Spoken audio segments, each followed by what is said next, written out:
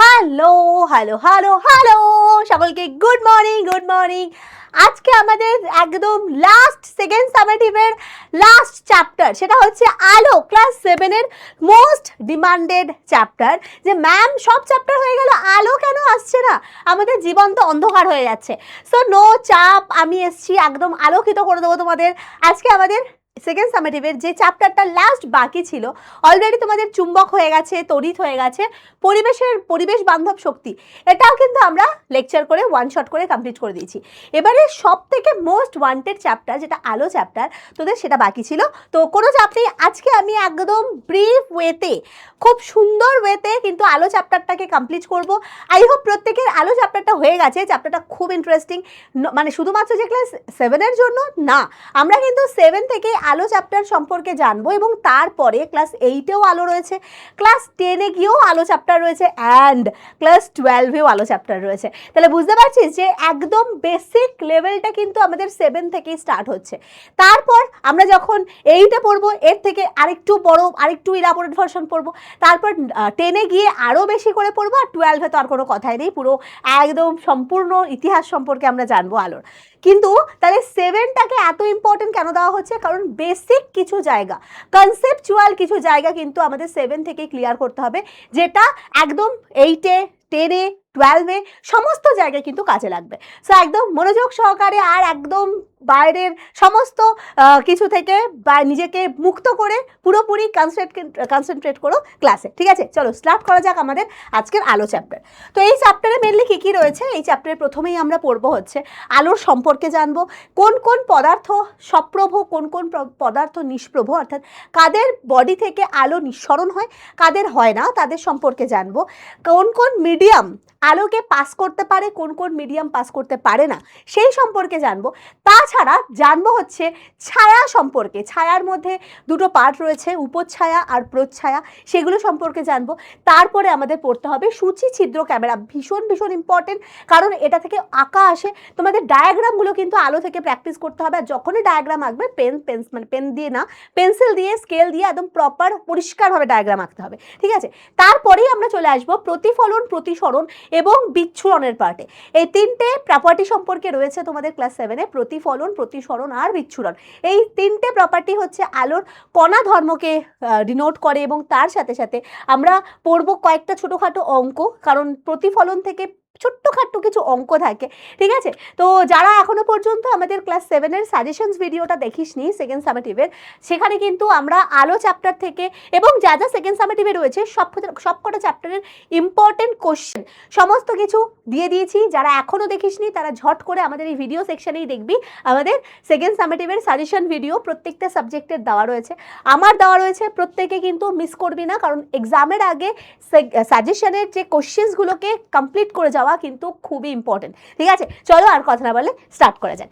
আজকে আমাদের চ্যাপ্টার যে আলো, এই আলোটা হয়ে যাওয়ার পর তোরা স্বাভাবিক এই নোটসটা চাইবি, কারণ আমরা এখানে অনেক ইম্পর্টেন্ট কিছু লিখবো। তো সেই নোটসটা পাওয়ার জন্য তোদের একটুখানি কাজ করতে হবে, সেটা হচ্ছে প্লে স্টোরে গিয়ে PW অ্যাপটাকে ইনস্টল করতে হবে। ইনস্টল করার পর তোকে নিজেদের ফোন নাম্বার দিয়ে লগ ইন করে একটা OTPর মাধ্যমে ভেরিফিকেশন করার পর ব্যাচেসে যাবে, গিয়ে সার্চ করবে, ব্যাচেস বলে একটা অপশন আছে, সেখানে সার্চ করবে PW বাংলা ক্লাস 7 WBBSC 2026। আবারও ভালো করে ব্যাচ নামটাকে দেখে নাও, PW বাংলা ক্লাস 7 WBBSC 2026। এটা একটা ফ্রি ব্যাচ, যেহেতু ফ্রি ব্যাচ তোমাদের কোনো টাকা লাগবে না, ডিরেক্টলি এনরোল করে নেবে। করলেই সাথে সাথে আমাদের সেকেন্ড সামেটিভের যা যা ক্লাস তোমরা পেয়েছো সমস্ত সাবজেক্টের সব ক্লাসের কিন্তু নোটস তোমরা এখানে ফ্রিতে ডাউনলোড করতে পারবে। আজকে আমার ক্লাস হয়ে যাওয়ার পরও কিন্তু তোমরা নোটসটা এইখানেই, এই যে ব্যাচটার মধ্যেই কিন্তু ফ্রিতে পেয়ে যাবে। ঠিক আছে, কেউ কিন্তু নোটটাকে ডাউনলোড করতে ভুলো না। ওকে, তাহলে আমাদের বললাম আজকের আমাদের টপিক কী কী অলরেডি বলা হয়ে গেছে, প্রতিফলন, প্রতিসরণ, বিচ্ছুরণ, হ্যানা ত্যানা, এগুলো সমস্ত কিছু জানবো। প্রতিবিম্ব, প্রচ্ছায়া, তারপরে ছায়ার মধ্যে ছায়া, উপচ্ছায়া, এগুলো সমস্ত কিছু আজকের আমাদের টপিক। এই হচ্ছে আমাদের আজকের কন্টেন্ট। কী করবো? তো আমরা প্রথমেই চলে আসি যে তোমাদের বইয়ের প্রথমেই দেখবে কিছু ফেনোমেনা রয়েছে, যেটা আমাদের দৈনন্দিন ফেনোমেনা, যে আমরা সকালবেলা উঠি, এই যে সূর্য থেকে বিশাল পরিমাণে আলো আমাদের পৃথিবীতে এসে পৌঁছাচ্ছে, তো এটা যদি না পৌঁছাতো তাহলে কি হতো বলো তো? আমরা কাউকেই দেখতে পেতাম না, অন্ধকারাচ্ছন্ন হয়ে যেত পৃথিবী। তাহলে আমাদের এই যে আলো পৃথিবীতে আসছে, যেটা কোনো বস্তুকে দেখতে সাহায্য করছে, আলো না থাকলে, এখানে যদি আমি লাইটগুলোকে সব বন্ধ করে দিই, তাহলে কি তোমরা আমাকে দেখতে পাবে? ক্যামেরা থ্রুতে তোমরা কি দেখতে পাবে? না, অন্ধকার হয়ে যাবে। এবার অন্ধকারে কি মানুষকে দেখা যায় না? কিছুকেই দেখা যায় না। আলো আছে বলেই আমরা ভিজিবল বা আমরা দৃশ্যমান দেখতে পাচ্ছি চারিপাশের অবজেক্টকে। এবং সেটা কি করে দেখতে পাচ্ছি সেটাও আমি আসবো। উৎস থেকে কোনো বস্তুর ওপরে আলো এসে পড়ছে, যেমন এখানে একটা টেবিল রয়েছে আমাদের, তো আলো এসে পড়ছে এবং সে পড়ার পর সে তার রিফ্লেক্ট করছে। রিফ্লেক্ট মানে প্রতিফলন করছে, এবং সেই প্রতিফলিত রশ্মিগুলো আমাদের চোখে এসে পড়ার পর আমরা এই বস্তুটাকে দেখতে পাচ্ছি এবং দৃশ্যমান হচ্ছে। এবার এছাড়াও এক্সকিউজ মি, সরি, তো এছাড়াও আমাদের আলোর কিন্তু আরো অনেক ফেনোমেনা রয়েছে। এখানে দেখতে পাচ্ছি যে এক বালতি জল বা এক গ্লাস জলের মধ্যে, কাচের গ্লাস নিবি, একটা পেনকে ওই জলের মধ্যে ডুবিয়ে দিবি, ডোবানোর পর দেখবি অদ্ভুতভাবে পেনটাকে মাঝখান দিয়ে মনে হবে যেন ভেঙে গেছে, ঠিক এরকম দেখতে হয়ে যাবে। এবার এটা কেন হচ্ছে? এই আবার কি কথা? পেনটাকে আদৌ, এবার তুই পেনটাকে তুলে ফেল, দেখবি পেনটা যেরকম ছিল লম্বা সেরকমই আছে। যখনই জলে ডোবাচ্ছি বাইরে থেকে দেখে মনে হচ্ছে পেনটা মাঝখান দিয়ে ভেঙে গেছে, আবার কীরকম হলো? তাছাড়া আর কি কি দেখতে পাচ্ছিস? যেমন দেখ, এই আয়নায় আমরা নিজেদেরকে দেখতে পাচ্ছি। কি করে? আয়নার মধ্যে কি এমন হলো যে আমরা নিজেদেরকে দেখতে পাচ্ছি, তাই না? তাছাড়া আর কি? দেখ, এখানে ছবি রয়েছে যে গাছের পাতা বা আমাদের সূর্য যখন ওঠে, আমাদের ঘরের মধ্যে যে ঘুলঘুলি থাকে, ঘুলঘুলি মানে ভেন্টিলেটর, সেখান থেকে সূর্য রশ্মি যখন এসে পড়ে, দেখবি মেঝের ওপরে কতগুলো গোলাকার, মনে হয় যেন সূর্যেরই অসংখ্য সূর্য এরকম মাটির মধ্যে একদম সুন্দর সুন্দর গোল গোল গোল গোল তৈরি করেছে, ঠিক এরকম। বা গাছের পাতার ফাঁকের মধ্যে দিয়েও এরকম সূর্য রশ্মি পড়ার ফলে এরকম গোল গোল গোল গোল তৈরি হয়। এগুলোকে প্রতিকৃতি বলা হয়। এগুলো কি জিনিস? এগুলো তৈরি করছে আলো। তাছাড়া কি? আমরা ছায়া দেখতে পাই নিজেদের। ধর একটা আলোক উৎসের সামনে তুই সামনে একটা অবজেক্ট হয়ে দাঁড়িয়ে পড়লি, দেখবি তোর ছায়াটা, মানে তোর পেছনে তো একটা অন্ধকার রিজিয়ান তৈরি হয়েছে, যেটাকে আমরা ছায়া বলি। এবার অন্ধকার রিজিয়ানেরও দুটো ভাগ রয়েছে, একটা খুব গাঢ় অন্ধকার রিজিয়ান, একটা মাঝামাঝি মানে একটুখানি আলোকিত অন্ধকার রিজিয়ান। তো সেগুলো কি জিনিস? সেগুলো কিন্তু আলোর একটা বৈশিষ্ট্যের কারণে তৈরি হচ্ছে। তো এগুলো সমস্ত কিছু হচ্ছে আমাদের দৈনন্দিন লাইফের কিছু অ্যাপ্লিকেশন, যেটা আলোর দ্বারা সম্ভব হচ্ছে। তো মেন এই যে আলো, ব্যাপারটা কি? আলো কি জিনিস? আলো এই যে এত কিছু করছে, যেমন দেখতে এখানে যেমন দেখাচ্ছে যে সূর্য উঠছে, জল একদম চকচক করে উঠেছে, যে সমুদ্রের জল বা নদীর জল দেখতে পাচ্ছি, দেখে মনে হচ্ছে যেন একদম হীরের মতো চমকাচ্ছে। এটাই বা কেন হচ্ছে? এই সমস্ত কিছুর পেছনে কে আছে? রয়েছে হচ্ছে আমাদের সব থেকে ইম্পর্টেন্ট শক্তির উৎস, এক হচ্ছে আলোক শক্তি। আলো কি? আলো হচ্ছে একটা শক্তির রূপ। যেমন আমরা তড়িতে পড়েছিলাম যে তড়িৎ একটা শক্তির রূপ, আমাদের চারপাশে আলো হচ্ছে কিন্তু একটা শক্তির রূপ, যা কি করতে হেল্প করছে? যা কোনো বস্তুকে দৃশ্যমান করতে হেল্প করে। আলো আছে বলেই কি কাজ করছে? সেই আলো যখন কোনো বস্তুর ওপরে এসে পড়ে এবং সেই বস্তুর ওপর আসার পর সে প্রতিফলিত করে ওই বস্তুটা, এবং সেই প্রতিফলিত রশ্মি যখন, প্রতিফলিত মানে ধাক্কা খেয়ে আবার ফেরত চলে আসে, এবং সেই রশ্মিটা আমাদের চোখে আসার পর আমরা ওই বস্তুকে দেখতে পাই, দৃশ্যমান করতে আমাদের সাহায্য করে কে? আলো। তাহলে আলো কি? শক্তির একটা রূপ, যা কোনো বস্তুকে দৃশ্যমান করতে সহায়তা করে। কি বললাম? বোঝা গেছে? তাহলে আমরা কি বলতে পারি? দেখ, এখানটায় লেখা রয়েছে আলো কি? আলো হচ্ছে শক্তির এক প্রকার রূপ বা এক প্রকার শক্তি, যা আমাদের চোখে দর্শনের অনুভূতি সৃষ্টি করে। আলো কি? আলো এক প্রকার শক্তি, যা আমাদের চোখে দর্শনের অনুভূতি সৃষ্টি করে। এবার তুই দেখতে পাচ্ছিস এখানে একটা লেজার লাইটের দ্বারা একটা স্ক্রিনের ওপরে, লেজার লাইট অনেকে দেখবি বাচ্চারা খেলনা হিসাবে ইউজ করে, ঠিক আছে? বন্দুক থেকে অনেকে লেজার লাইটের খেলাপাতি করে, তোদের কাছেও হয়তো সেই বন্দুকগুলো রয়েছে। সে পুজোর সময় এরকম বন্দুকে দিয়ে গায়ে লেজার ফেলা হয়, তো এরকম কিছু ছিল খেলনার মতো। তো এরকম একটা লেজার, যদিও কিন্তু লেজার কিন্তু চোখে ফেলা উচিত নয়, লেজার চোখে ফেলে চোখ নষ্ট হয়ে যেতে পারে, তো সেগুলো খুব সাবধানে করবে। তো এই যে লেজার লাইট দিয়ে আমরা একটা লেজারের আলোক বিম একটা স্ক্রিনের ওপরে, এটা হচ্ছে একটা পর্দা বা দেয়ালের ওপরে ফেলা হচ্ছে। আচ্ছা, তুই কি লেজার আর পর্দার মাঝের যে লেজারের গতি, এই রশ্মিটাকে কি তুই সচক্ষে দেখতে পাবি? দেখতে পাবি না। আলোক রশ্মিকে কিন্তু সচক্ষেই, যে আলোটা যাচ্ছে, এই আলোক পথ, এটাকে কিন্তু সচক্ষে দেখা যায় না, ঠিক আছে? কিন্তু কখন দেখা যাবে? যদি এই পথটা, এই যে লেজার থেকে একদম স্ক্রিনের ওপরে, তখনই আলোক পথটা আলোক রশ্মির যে পথটা দেখতে পাওয়া যাবে যদি এর মাঝখানে অনেক ধুলো থাকে, চকের গুঁড়ো থাকে, ধোঁয়া থাকে, অনেক ধূলিকণা থাকে। দেখবি যখন সূর্যের আলো জানলা দিয়ে আমাদের ঘরে এসে পড়ে, সেই ঘরে যদি খুব ধুলো থাকে বা সেই সময় যদি মা বিছনা ঝাড়ে, তো তখন দেখবি প্রচুর ধুলো বেরোয় তো বিছনা থেকে, এবং ওই যে সূর্যের আলোটা আসছে, ওই ধূলিকণাগুলো সূর্যের আলোটাকে একদম সুন্দর করে একদম চারদিকে ছড়িয়ে দেয়। এইটাকে আমরা বলি টিন্ডাল এফেক্ট, ঠিক আছে? টিন্ডাল প্রভাব বলা হয়। যে সূর্যের আলোক রশ্মি কোনো ধূলিকণাযুক্ত জায়গা বা এখানে দেখতে পাচ্ছিস চকের গুঁড়ো রয়েছে, তার দ্বারা চারপাশে বিচ্ছুরিত হয়ে মানে চারদিকে ছড়িয়ে যায়, এবং ওই যে আলোর গতিপথটা আমরা একদম সচক্ষে দেখতে পাই। এই নর্মাল অবস্থায় এই লেজারের গতিপথটাকে কিন্তু দেখা যায় না, ঠিক আছে? দেখতে পাচ্ছি এখানে খুব হালকা হয়ে দেখা যাচ্ছে না আলটিমেটলি, কিন্তু তখনই দেখা যাবে তুই যদি এখানে কোনো ধোঁয়া দিয়ে দিস বা কোনো রকমের ধূলিকণা দিয়ে দিস বা এখানে চকের গুঁড়ো দিয়ে দিস, ডাস্ট পার্টিকেল দিয়ে দিস, তাহলে কিন্তু এই আলোর গতিপথকে একদম সচক্ষে আমরা দেখতে পাবো, নাহলে আলোর গতিপথ কিন্তু দেখা যায় না, ঠিক আছে? এই যে চারপাশে যে আলো আছে, আমি কি আলোর গতিপথটা দেখতে পাচ্ছি? কখনোই দেখতে পাচ্ছি না। তাহলে আমরা বলবো কি আলো হচ্ছে কি? আলো হচ্ছে এক প্রকার শক্তি, যা এটাকে আমি লিখে দিচ্ছি, আলো শক্তির এক রূপ। আলো হলো, দাঁড়াও এক সেকেন্ড, আলো কি জিনিস? আলো হচ্ছে শক্তির এক রূপ, যা কিসে হেল্প করে? যা হেল্প করে বস্তুকে দৃশ্যমান করতে পারে, ঠিক আছে? আচ্ছা, তাহলে এখান থেকে আমরা কি দেখতে পাচ্ছি? আলোক রশ্মিকে কিন্তু সচক্ষে ওরকম ভাবে আলোর গতিপথকে দেখা যায় না। এই যে আলোর গতিপথ, আলোর গতিপথ দেখা যায় না। কখন দেখা যাবে? যদি সেই গতিপথে কোনো ক্ষুদ্র ক্ষুদ্র পার্টিকেলস থাকে, তাহলে আলোর একটা গতিপথকে সচক্ষে সুন্দরভাবে দেখা যাবে। এই প্রভাবটাকে আমরা কি বলি? টিন্ডাল প্রভাব, ঠিক আছে? এই প্রভাবটাকে আমরা বলি টিন্ডাল প্রভাব। তাহলে আমরা এখান থেকে কি দেখতে পাচ্ছি? দেখ, আলোক রশ্মি যদি দেখিস, দেখ সবসময় সরল রেখায় চলছে। এটা একটা এক্সপেরিমেন্টের মাধ্যমে বোঝা যায় যে আলোক রশ্মির গতিপথ সর্বদা কেন সরল রেখা হচ্ছে। এটা একটা প্রপার্টি আলোর, যখন উৎস থেকে ক্রমাগত এগোতে থাকে আলো সবসময় সরল রেখায় এগোয়। কিন্তু আরও পরবর্তীকালে তোমরা জানতে পারবে যে আলো তরঙ্গের রূপ হিসাবেও কিন্তু এগোতে পারে। কিন্তু আমাদের তো এখন শুধুমাত্র কণা ধর্ম রয়েছে, আলোর দু রকমের ধর্ম থাকে, একটা হচ্ছে কণা ধর্ম, একটা তরঙ্গ ধর্ম। আমাদের কিন্তু কণা ধর্মটাই রয়েছে, আমরা এখন আরও যখন বড় হলে পড়বো। আলোর মধ্যে দু রকম ধর্ম হয়, একটা কণা ধর্ম, আলোর মধ্যে ফোটন কণার স্রোত থাকে।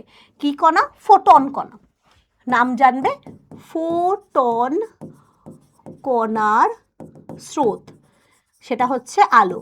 আলো হচ্ছে কি? ফোটন কণার স্রোত। তো মেনলি আলোর কণা ধর্ম সম্পর্কেই রয়েছে আমাদের সিলেবাসে। তরঙ্গ ধর্ম যখন আমরা ক্লাস 10-এ গিয়ে পড়বো তখন আমরা জানতে পারবো, ঠিক আছে? তাহলে আমরা কিন্তু আলো নর্মালি সরল রেখা চলে, এটা আলোর কণা ধর্মের একটা বিশেষ বৈশিষ্ট্য।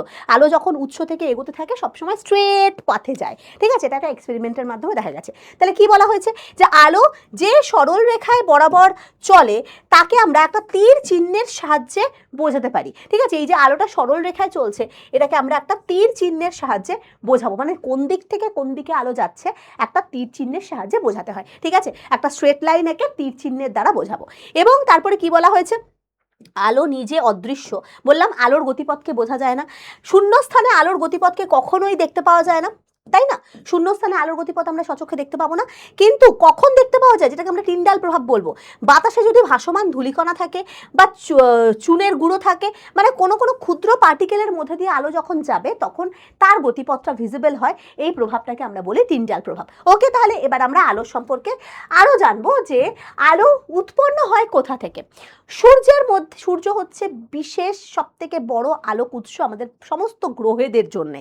তো সূর্যের মধ্যে ঘটা কিছু বিক্রিয়া, যেটাকে আমরা বলবো নিউক্লিয় সংযোজন বিক্রিয়া, যা কিন্তু বিশাল পরিমাণ শক্তি উৎপাদন করছে। কি? আলোক শক্তি, তাপ শক্তি, বিশাল অ্যামাউন্টের শক্তি উৎপাদন করছে। তাহলে সূর্যের মধ্যে কোন বিক্রিয়া হচ্ছে যা আলোক এবং তাপকে উৎপন্ন করছে?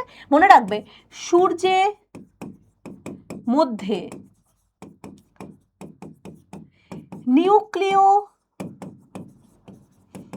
সংযোজন বিক্রিয়া, খুব ইম্পর্টেন্ট এটা, নিউক্লিয় সংযোজন বিক্রিয়া বিশাল পরিমাণ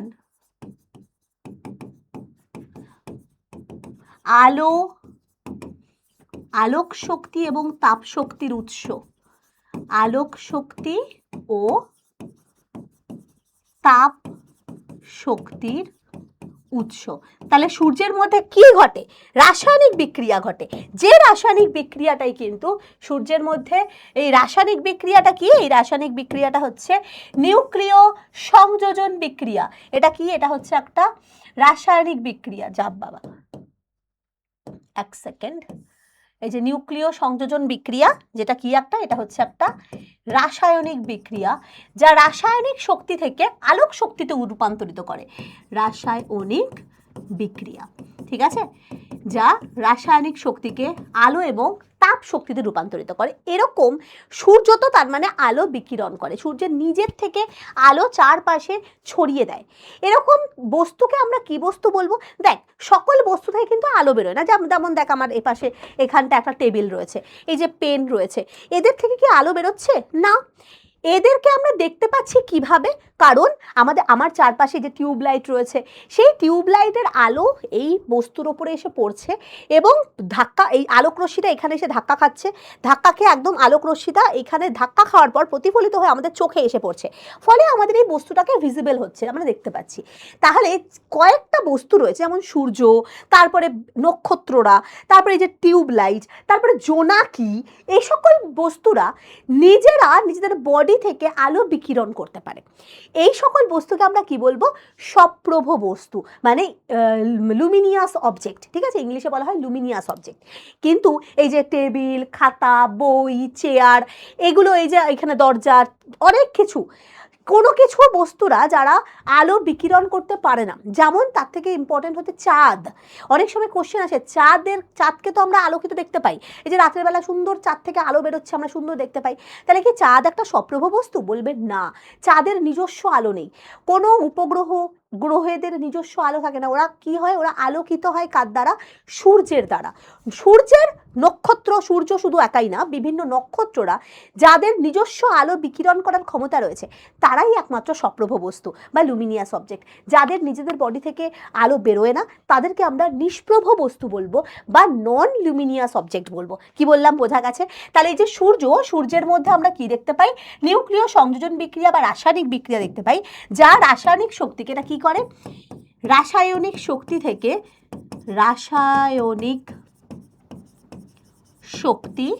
থেকে তাপ এবং তাপ ও আলোক শক্তি উৎপাদন করে। আলোক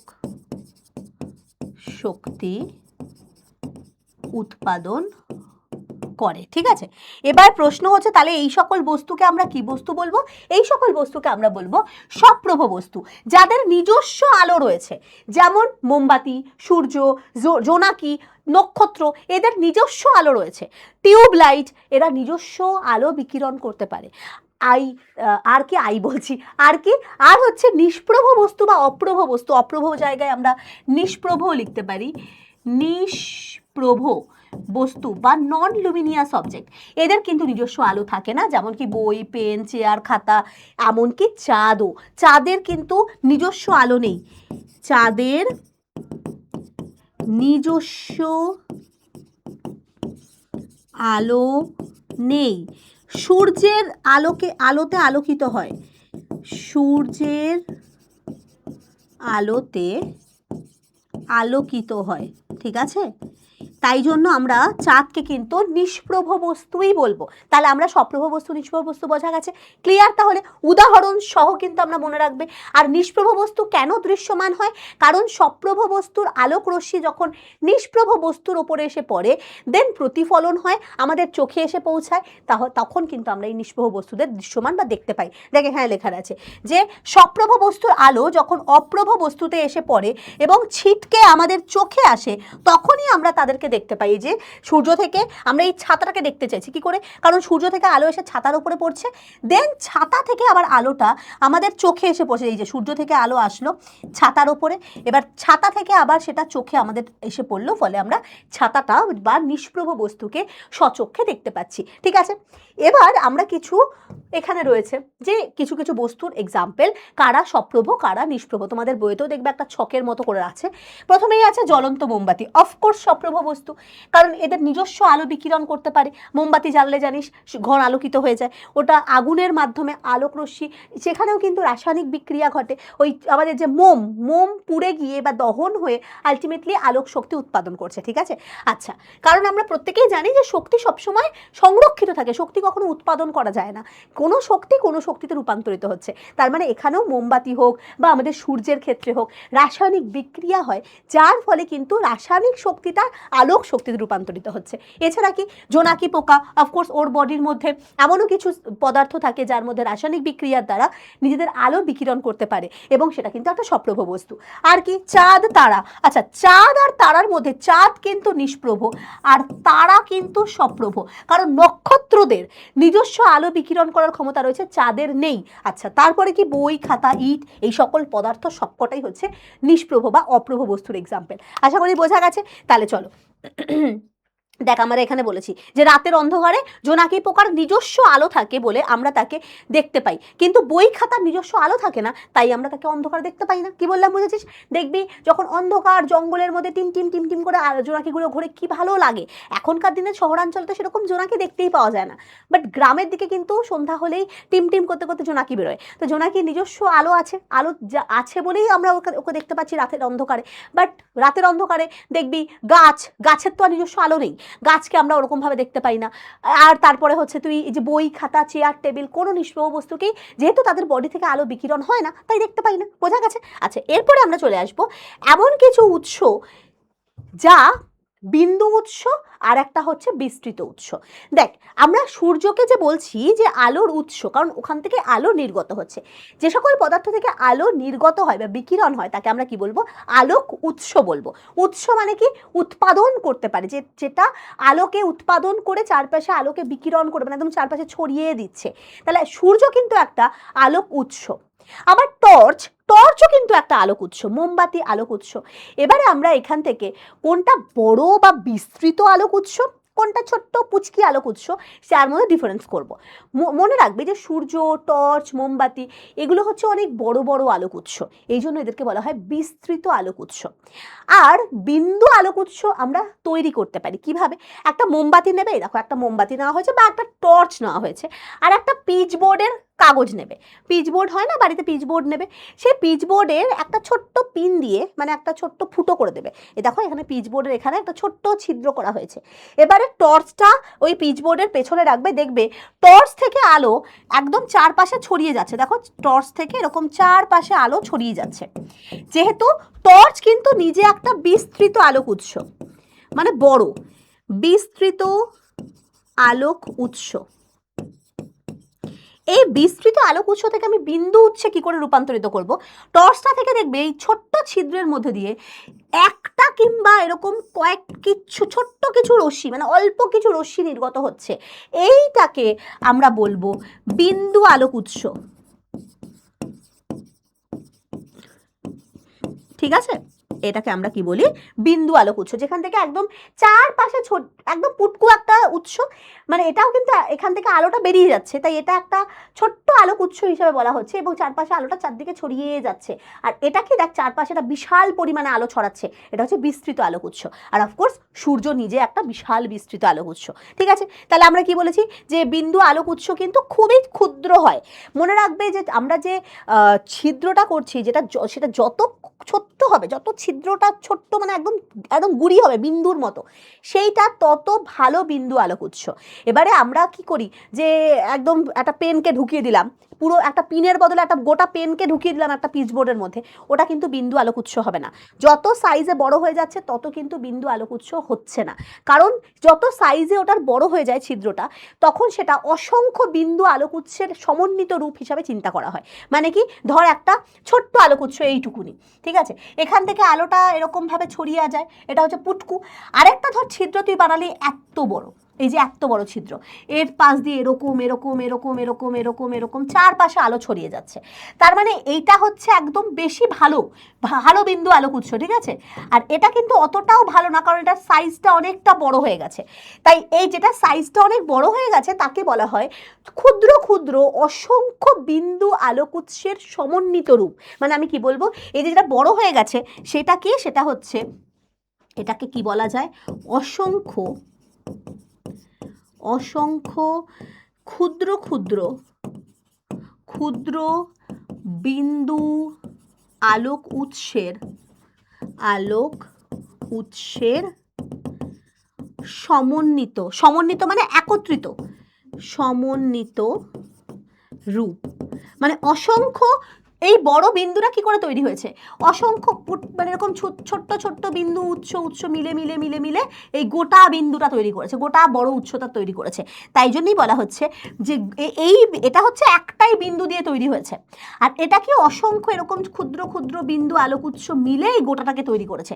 তাই জন্য বলা হয় যে যেটা যত সাইজে বড় হবে যে উৎস বিন্দু উৎসটা, সেটাকে বলা হয় অসংখ্য বিন্দু উৎসের সমন্বিত রূপ, ঠিক আছে। আচ্ছা, এবারে হচ্ছে আমরা চলে আসব কিছু মাধ্যম সম্পর্কে। মানে কোন মাধ্যমের মধ্যে দিয়ে আলো পুরোপুরি যেতে পারে, কোনো কোনো মাধ্যমে দেখবে আলো পুরোপুরি যেতে পারে না, আবার কোনো মাধ্যমে দেখবি কখনোই যেতেই পারে না আলো। যেমন কি, দেখবি কাচের মধ্যে দিয়ে তুই একটা পুরো গ্লাস স্ল্যাব নিবি, একদিকে টর্চের আলো ফেলবি, দেখবি আরামসে গ্লাসের মধ্যে দিয়ে আলোটা, মানে গ্লাস মানে হচ্ছে কাচের যে স্ল্যাব, সেই গ্লাস মানে কাচকে ইংলিশে গ্লাস বলে, সেই কাচের মধ্যে দিয়ে আলো সুন্দর করে এই প্রান্ত থেকে ওই প্রান্তে চলে যাচ্ছে। আবার দেখবি তুই ওই কাচটাকে সরিয়ে ঘষা কাচ নে, একটু মানে দেখবি কাচের মধ্যে কাচটাকে একটু ঘষে দে, তখন দেখবি এক পাশে টর্চ ফেললে আরেক পাশে আলোটা সম্পূর্ণরূপে বেরোতে পারছে না। এবারে কাচের বদলে তুই একটা পিচবোর্ড নে বা দেয়াল নে, যাই খুশি, বা বই খাতা নে, তখন দেখবি আলোটাকে তুই একদিকে ফেললে আরেক দিকে যাচ্ছেই না। তার মানে এখান থেকে আমরা দেখতে পাচ্ছি যে কোনো কোনো মাধ্যমের মধ্যে দিয়ে, যেমন কাচ, জল, এদের মধ্যে দিয়ে একদম আলো পুরোপুরি ট্রান্সমিট করতে পারে, পুরোপুরি এগিয়ে যেতে পারে, ঠিক আছে, প্রবাহিত হতে পারে। এই সকল মাধ্যমদের আমরা বলবো একদম স্বচ্ছ মাধ্যম, যার মধ্যে দিয়ে আলো সম্পূর্ণভাবে ট্রাভেল করতে পারে বা ট্রান্সমিট করতে পারে, যেমন জল, তারপরে কাচ ইত্যাদি। একদম জল কিন্তু স্বচ্ছ জল হতে হবে, এই জলের মধ্যে যদি ঘোলা জল হয়, ঘোলা জলের মধ্যে আলো পুরোপুরি যেতে পারে না। তো একদম যেটা পরিষ্কার স্বচ্ছ যে জল, যার জন্য দেখবি সূর্যের আলো জলের মধ্যে আরামসে প্রবেশ করতে পারে, এবং প্রবেশ করে বলেই তো জলের তলায় যে বিভিন্ন গাছ, বিভিন্ন জলজ উদ্ভিদরা বেঁচে থাকতে পারে, তাদের ফটোসিনথেসিস বা সালোক সংশ্লেষ প্রক্রিয়া করতে পারে, তাই না।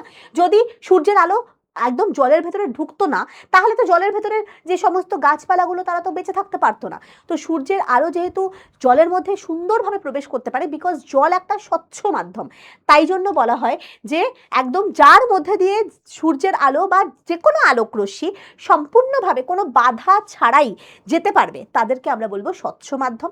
অনেক মাধ্যম রয়েছে যেরকম ঘষা কাচ, ঠিক আছে, তাদের মধ্যে দিয়ে আলো সম্পূর্ণরূপে যেতে পারে না, ট্রাভেল কিছুটা বাধাপ্রাপ্ত হয়, পুরো আলোটা যেতে পারছে না, তাদেরকে আমরা বলবো ঈষৎ স্বচ্ছ মাধ্যম, ঠিক আছে। আরেক যেটাকে আমরা ইংলিশে বলি ট্রান্সলিউসেন্ট, একটা হচ্ছে ট্রান্সপারেন্ট যেটা স্বচ্ছ, আরেকটা হয় ট্রান্সলিউসেন্ট অর্থাৎ যেটা ঈষৎ স্বচ্ছ, মানে আধা পারমিট করবে আধা যেতে দেবে না, আরেকটা হয় ওপেক মানে একদম কোনোটাই যেতে দেবো না, ঠিক আছে। আরেকটা হচ্ছে আমাদের অস্বচ্ছ মাধ্যম, যে যেতেই দেয় না, যেমন দেয়াল, যেমন বই খাতা, যেগুলোর মধ্যে দিয়ে আলো পাসই করতে পারবে না, তাই আমাদের শরীর, এগুলো হচ্ছে সবই অস্বচ্ছ মাধ্যম। এবার দেখ কি বলেছে, যে স্বচ্ছ মাধ্যম কি, যে সমস্ত এই যে কাচের দেখতে পাচ্ছিস দরজা, এবার এমন কিছু কাচের দরজা দেখবি রয়েছে বা কাচের জানলা রয়েছে যার এপার ওপার দেখা যায় না, সেটা কিন্তু স্বচ্ছ কাচের জানলা বা স্বচ্ছ নয়, কারণ আলো পুরোপুরি পাস করতে পারছে না, বোঝা গেছে। তাহলে কি হচ্ছে, আলো কার কার মধ্যে দিয়ে পাস করতে পারে, জল আর কাঁচ, এদেরকে আমরা কি বলবো, স্বচ্ছ মাধ্যম বলবো। যেমন ঘষা কাঁচ রয়েছে, এমন কিছু দরজা দেখবি আছে যার মধ্যে দিয়ে আলো পুরোপুরি যেতে পারে না, কিছুটা কিছুটা তুই বুঝতে পারবি যে ওই পাশে কেউ আছে, হালকা দেখতে পাওয়া যাবে। তার মানে যার মধ্যে দিয়ে আলো পুরোপুরি যেতে পারে না, কিছুটা বাধাপ্রাপ্ত হয়, যেমন ঘষা কাঁচ, কুয়াশা, এগুলো হচ্ছে আমাদের ঈষৎ স্বচ্ছ বা ট্রান্সলিউসেন্ট মিডিয়াম। আর হচ্ছে আমাদের অস্বচ্ছ মাধ্যম, যেমন দেয়াল, তারপর বই খাতা, কাঠ, এগুলো সবই অস্বচ্ছ মাধ্যম, যার মধ্যে দিয়ে আলো পুরোটাই বাধাপ্রাপ্ত হয়, একেবারেই যেতে পারে না। ঠিক আছে, তাহলে আমরা কিন্তু মানে সমস্ত মাধ্যমগুলো সম্পর্কে, দেখ আলোর উৎসগুলো সম্পর্কে জানলাম, একটা সপ্রভ বস্তু, একটা অপ্রভ বস্তু বা নিষ্প্রভ বস্তু, এটা হচ্ছে আলোক উৎস। আরেকটা হচ্ছে আলোর মাধ্যম, আলো কোন মাধ্যমের মধ্যে দিয়ে পুরোপুরি ট্রাভেল করতে পারে সেই সম্পর্কে আমরা জানলাম, একটা স্বচ্ছ, অস্বচ্ছ আর ঈষৎ স্বচ্ছ। আশা করি বোঝা গেছে এইগুলো সম্পর্কে, খুবই সহজ, একদম সহজ জিনিস। এবারে আমরা আলোর বেশ কিছু বৈশিষ্ট্য সম্পর্কে জানবো, যার প্রথম বৈশিষ্ট্য হচ্ছে আলোক রশ্মি সর্বদা সরল রেখায় চলে, যেটা আমি একটু আগে বললাম যে আলোর কণা ধর্ম বা ফোটন কণার স্রোত, তো এরকমভাবে ধরা হয় যে ফোটন কণাগুলো একদম সোজা, একদম লাইন বাই লাইন করে সামনের দিকে এগোচ্ছে। ঠিক আছে, তো এইটা থেকে বলা হচ্ছে আলোক রশ্মি অলওয়েজ, সর্বদা সোজা। আমরা যখন আলোক রশ্মিকে আঁকছি, দেখ কোথা থেকে আঁকছি, এই যে ধর এটা সূর্য, সূর্য থেকে ধর আলো আসছে, একদম স্ট্রেট লাইন করে আঁকি না, এবং অ্যারোর চিহ্নের সাহায্যে বোঝাই। তো তার মানে সবসময় আলোকে সরল রেখা বা সরল রৈখিকের সাহায্যে বোঝানো হয়, বিকজ আলোর গতিপথ সর্বদাই সরল রৈখিক হয়ে থাকে। এবার এটা একটা এক্সপেরিমেন্টের মাধ্যমে করা হয়েছে। দেখ কি হয়েছে, একটা মোমবাতি নিয়েছে আর একটা পাইপ নিয়েছে একটা বাচ্চা, এটা হচ্ছে আমাদের টুঙ্কুপুকু, এই দেখো টুঙ্কুপুকু আমাদের, সেই টুঙ্কুপুকু কি করেছে, একটা এক্সপেরিমেন্ট করছে, এর নাম টুঙ্কুপুকু। ওকে, তাহলে তো এই টুঙ্কুপুকুকে কাদের ভালো লেগেছে তারা কিন্তু কমেন্টসে জানাবি যে হ্যাঁ আমাদের টুঙ্কুপুকুকে ভালো লেগেছে। তো সেই টুঙ্কুপুকু কি করছে, আমাদের এইখানে একটা মোমবাতি নিয়ে একটা পাইপের সাহায্যে মোমবাতির শিখাটাকে দেখার চেষ্টা করেছে। ঠিক আছে, একটা সোজা পাইপ নিয়েছে, তো সোজা পাইপ নিয়ে টুঙ্কুপুকু কি করছে, একদম এইরকম ভাবে দেখছে। ঠিক আছে, এইরকম ভাবে দেখছে যে মোমবাতির শিখাটাকে দেখা যায় কিনা। ও দেখছে যে দেখতে পাওয়া যাচ্ছে। তাহলে কি দেখলো, যে আলোক রশ্মি এই শিখাটাকে, মোমবাতির শিখাটাকে ও সচক্ষে সুন্দর করে দেখতে পেয়েছে, ফলে ওর মুখ একদম হাসি হাসি হয়ে গেছে। তো একদম দাঁত বার করে টুঙ্কুপুকু হাসছে। কেন, বিকজ এখান থেকে আলোক রশ্মি সোজা গিয়ে, কারণ আলোক রশ্মি সবসময় সোজা পথে যেতে পারে, তো এই যে মোমবাতি থেকে যে আলোক রশ্মিগুলো বেরোচ্ছে, তো একদম সেটা স্ট্রেট পথে গিয়ে তার এই যে টুঙ্কুপুকুর চোখে এসে পড়ছে। তারপরে আমরা এখান থেকে দেখতে পাই যে আলোক রশ্মি সর্বদা সোজা পথে যাচ্ছে, তাই জন্যই ওর চোখে এসে পড়ছে। এবার ও কি করেছে, ও একটা বাঁকা পাইপ নিয়েছে। বাঁকা পাইপ কিরকম, এই যে এরকম টাইপের একটা বাঁকা পাইপ, বাঁকা পাইপ নিয়ে দেখছে, এ বাবা শিখাটাকে তো আমি দেখতে পাচ্ছি না। তখনও মনে করলো যে শিখাটাকে দেখা কেন যাচ্ছে না, বিকজ শিখাটা তো এখানটায় ছিল, শিখাটা থেকে আলোক রশ্মি এরকম গিয়ে এরকম সে কিন্তু দেখতে পাবে না, কারণ শিখা থেকে আলো সবসময় সোজা পথে যাচ্ছে।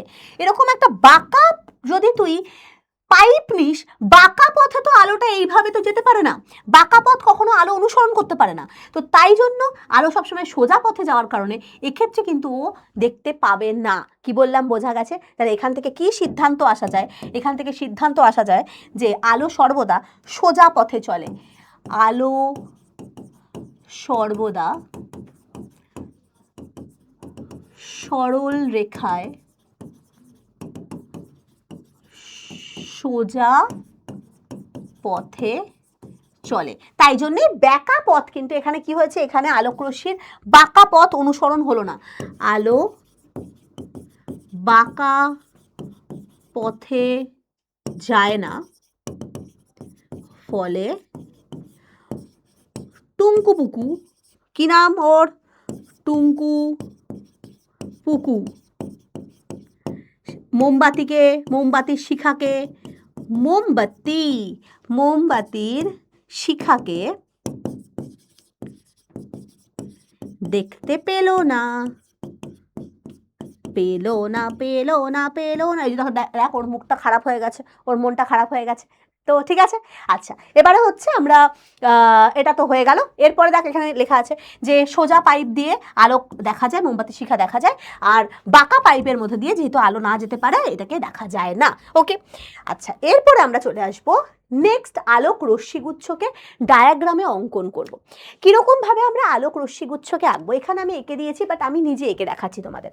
তো প্রথমেই আমরা আঁকবো সমান্তরাল আলোক রশ্মিগুচ্ছকে কি করে আঁকা হয়। সমান্তরাল আলোক রশ্মি গুচ্ছ কিরকম ভাবে সমান্তরাল আলোক রশ্মি গুচ্ছকে আঁকা হয় জানো? একদম পেন্সিল স্কেলের সাহায্যে আঁকবে, একদম সোজা পথে। এই যে এরম প্রত্যেকটা রশ্মির সাথে সমান্তরাল ভাবে থাকবে, এবং আমরা যেদিক থেকে আলোটা আসছে সেই দিকে কিন্তু, এদিক থেকে ধরো আলো আসছে, আমরা সেদিকে কিন্তু অ্যারোর চিহ্নর সাহায্যে বোঝাবো। এটা হচ্ছে সমান্তরাল রশ্মিগুচ্ছ। আর কিরকম ভাবে আঁকা যায়, আরেকটা হচ্ছে বলা হয় অভিসারী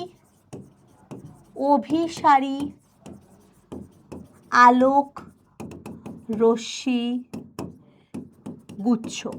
অভিসারী কথার অর্থ হচ্ছে যখন আলোক রশ্মিগুচ্ছ একটা বস্তু থেকে বা একটা উৎস থেকে বেরিয়ে একদম চারদিকে থেকে এসে সে একটা বিন্দুতে এসে মিলিত হচ্ছে, সেটা কিরকম দেখতে। দেখ, অভিসারী রশ্মিগুচ্ছ দেখতে এরকম হবে। আলোক রশ্মিগুচ্ছ, ছড়ানো আলোক রশ্মিগুচ্ছ এসে একটা বিন্দুতে মিলিত হয়েছে। এই দেখো এরকম ভাবে রশ্মিগুচ্ছ এসে এই যে একটা বিন্দুতে এসে মিলিত হয়েছে, এই রশ্মিগুচ্ছকে আমরা কি বলবো, অভিসারী রশ্মিগুচ্ছ। ঠিক আছে, ধরো একটা বড় মানে বিস্তৃত আলোক উৎস রয়েছে এবং সেখান থেকে আলোক রশ্মিগুলো বেরিয়ে একটা বিন্দুতে মিলিত হচ্ছে, এবং এই অভিসারী রশ্মিগুচ্ছ দেখতে পাওয়া যায় আমাদের উত্তল লেন্সের সাহায্যে অথবা অবতল দর্পণের সাহায্যে অভিসারী রশ্মিগুচ্ছ তৈরি করা হয়। ঠিক আছে, কিভাবে দেখবে আমি দেখিয়ে দিচ্ছি। এই ধরো একটা উত্তল লেন্স, যদিও এগুলো তোমাদের নাই এখন, পরবর্তীকালে গিয়ে তোমরা পড়বে। এটা হচ্ছে উত্তল লেন্স। এই উত্তল লেন্সে যদি সমান্তরাল রশ্মি এসে পড়ে, এরকমভাবে যদি সমান্তরাল রশ্মিগুচ্ছ এসে আপতিত হয়, তখন সেই রশ্মিগুচ্ছ একটা বিন্দুতে এসে মিলিত হয়, এইভাবে গিয়ে একটা বিন্দুতে এসে মিলিত হয়। এই যে বিন্দুতে এসে মিলিত হচ্ছে সমান্তরাল রশ্মি, তার মানে এইটাকেই আমরা বলছি, এইটাকে বলা হয় অভিসারী ক্রিয়া। উত্তল লেন্স কি করে, সমান্তরাল রশ্মিকে একটা বিন্দুতে এসে মিলিত করে। তাহলে আমরা কি বলবো, উত্তল লেন্স, শুধু উত্তল লেন্স না, এটা অবতল দর্পণও করে, সমান্তরাল রশ্মিকে একটি বিন্দুতে এনে মিলিত করে, একে উত্তল লেন্সের অভিসারী ক্রিয়া বলে। লেন্সের অভিসারী ক্রিয়া বলে। ঠিক আছে, এটা যে শুধু উত্তল লেন্সের হয় তা নয়, দেখবে অবতল দর্পণের ক্ষেত্রে হয়। এইটা হচ্ছে ধরো একটা অবতল দর্পণ, এটাকে বলা হয় কি, অবতল দর্পণ। অবতল দর্পণে যখন সমান্তরাল রশ্মিগুচ্ছ এসে পড়ে এরকম সমান্তরাল আলোক রশ্মিগুচ্ছ এসে পড়ে, আফটার রিফ্লেকশন মানে প্রতিফলনের পর তারা একটা বিন্দুতে এসে মিলিত করে। দেখতে পাচ্ছ এরকম ভাবে একটা অভিসারী রশ্মিতে পরিণত হচ্ছে, মানে একটা বিন্দুতে এসে মিলিত হচ্ছে। এইটাও হচ্ছে অবতল দর্পণের লেন্স না, সরি, এই যে বিন্দুতে এসে মিলিত করলো এখানটায়, এই বিন্দুটাকে আমরা ফোকাস বিন্দু বলি, যদিও এগুলো এখন তোমাদের নেই। এই ক্রিয়াটাকে আমরা বলি অবতল দর্পণের অভিসারী ক্রিয়া। অবতল দর্পণের অভিসারী ক্রিয়া। ঠিক আছে, অবতল দর্পণও কিন্তু কি করছে, সমান্তরাল রশ্মিকে এসে একটা বিন্দুতে এসে মিলিত করছে। এটাকে আমরা বলবো অভিসারী রশ্মিগুচ্ছ। এবার আসবো অপসারী রশ্মিগুচ্ছে। এরপরের হেডিং কি দেবো, অপসারী রশ্মিগুচ্ছ। অপসারী রশ্মিগুচ্ছ কিরকম হয় জানো, যে রশ্মিগুচ্ছ একটা বিন্দু থেকে চারদিকে ছড়িয়ে যায়, মানে কিরকম, একটা বিন্দু থেকে ও চারদিকে ছড়িয়ে যাবে, মানে ধরো একটা বিন্দু আলোক উৎস, সেই বিন্দু আলোক উৎস থেকে রশ্মিগুচ্ছগুলো এরকম চারদিকে ছড়িয়ে যাচ্ছে, এরকম ভাবে চারদিকে ছড়িয়ে যাচ্ছে, এইরকম ভাবে। চারদিকে যদি কোনো, এটা হচ্ছে একটা বিন্দু, এটাকে হচ্ছে আমি ধরছি বিন্দু উৎস, বিন্দু উৎস, বিন্দু উৎস থেকে আলোক রশ্মি যদি চারদিকে ছড়িয়ে যায় এইটাকে আমরা বলবো অপসারী রশ্মিগুচ্ছ। আশা করি বোঝা গেছে। এই অপসারী রশ্মিগুচ্ছ কিন্তু অবতল লেন্স দ্বারা তৈরি হয়। কিরকম ভাবে একবার দেখে নিই, অন্য পেজে দেখাই। ধরো এরকম একটা অবতল লেন্স আছে, ঠিক আছে?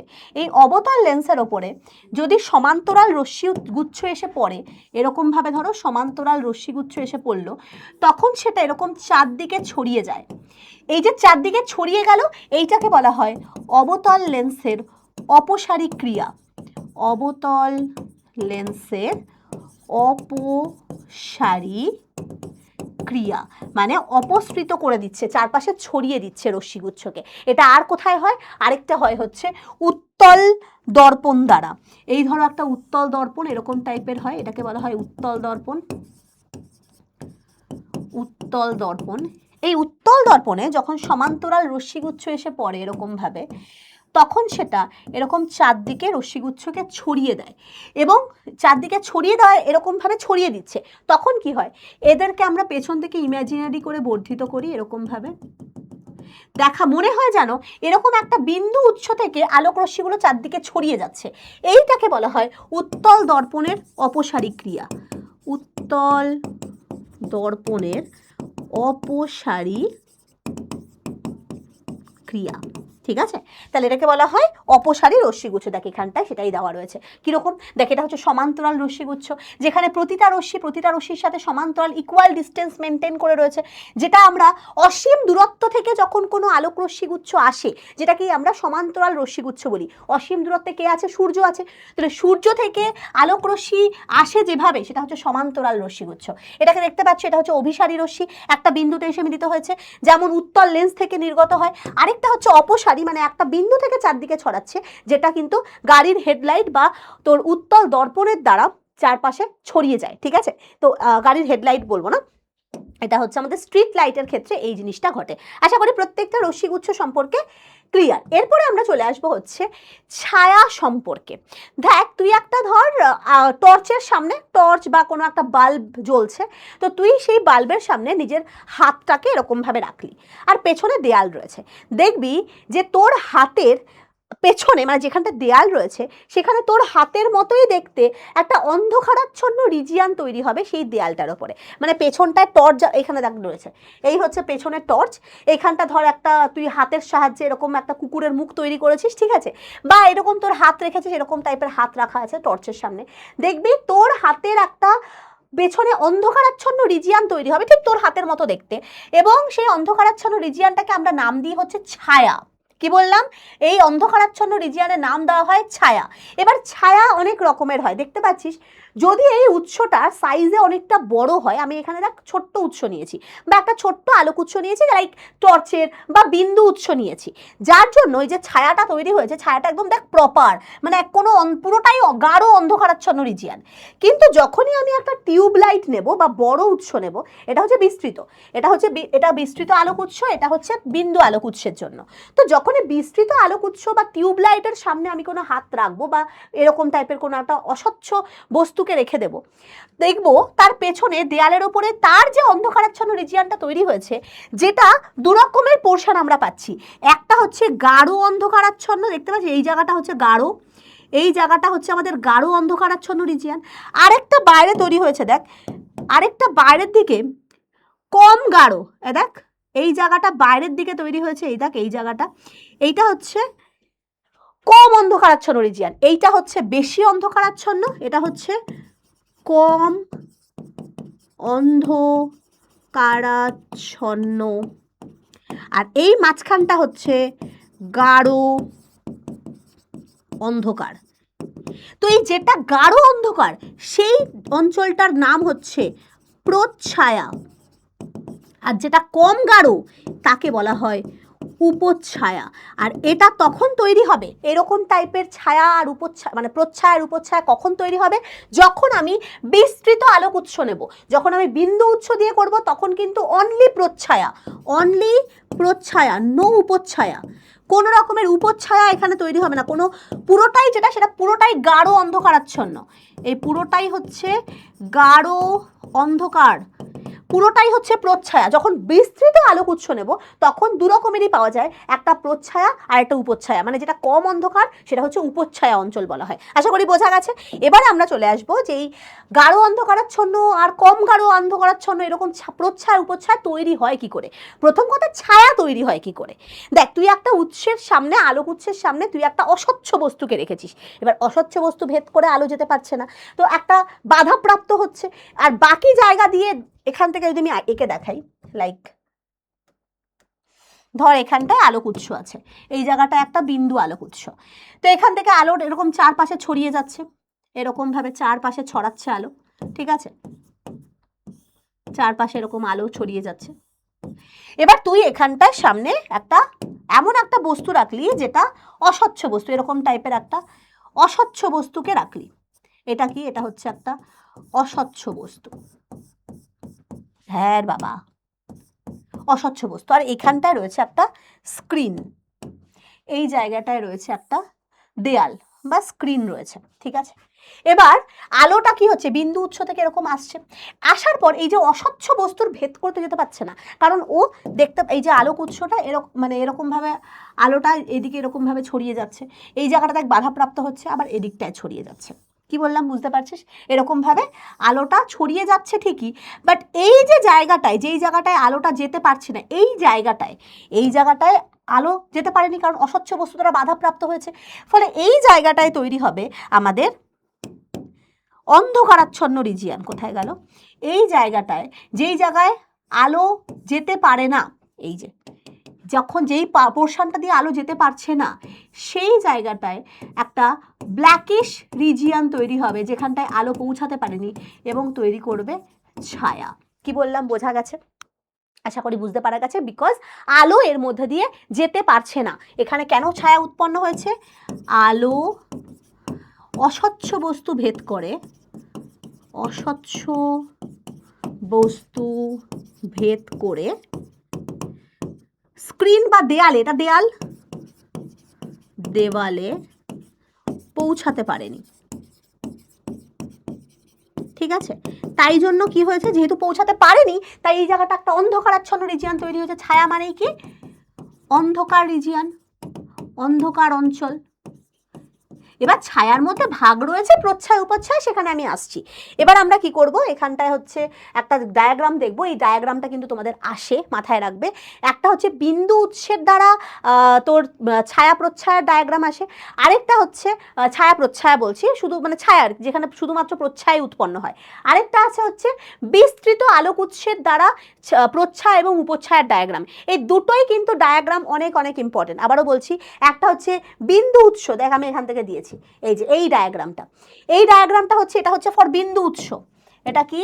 বিন্দু উৎসের জন্য, বিন্দু উৎসের দ্বারা উৎপন্ন কি অঞ্চল? এটা হচ্ছে প্রচ্ছায়া অঞ্চল। এটা হচ্ছে কি? প্রচ্ছায়া, কারণ এখানে পুরোটাই গাঢ় অন্ধকার, গাঢ় অন্ধকার, এটা পুরোটাই প্রচ্ছায়া, কোনো উপচ্ছায়া নেই। এটা কিভাবে আমরা আঁকবো? এটা হচ্ছে একটা বিন্দু উৎস নেব, আর সামনে একটা কোনো একটা, যে কোনো, এখানে একটা পাতা এঁকেছি, তো পাতা দিয়ে তুই বোঝাচ্ছিস, তো আমি এখানেই ডায়াগ্রামটাকে এঁকে দিই, দেখ ভালো করে বুঝবি। হ্যাঁ, এই হচ্ছে একটা বিন্দু উৎস, ওকে, বিন্দু উৎস।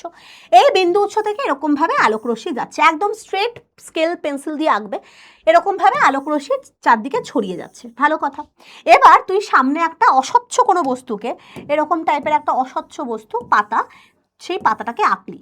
এটা পুরোটাই অস্বচ্ছ, যার মধ্যে দিয়ে আলো প্রবেশ করতে পারে না, ঠিক আছে।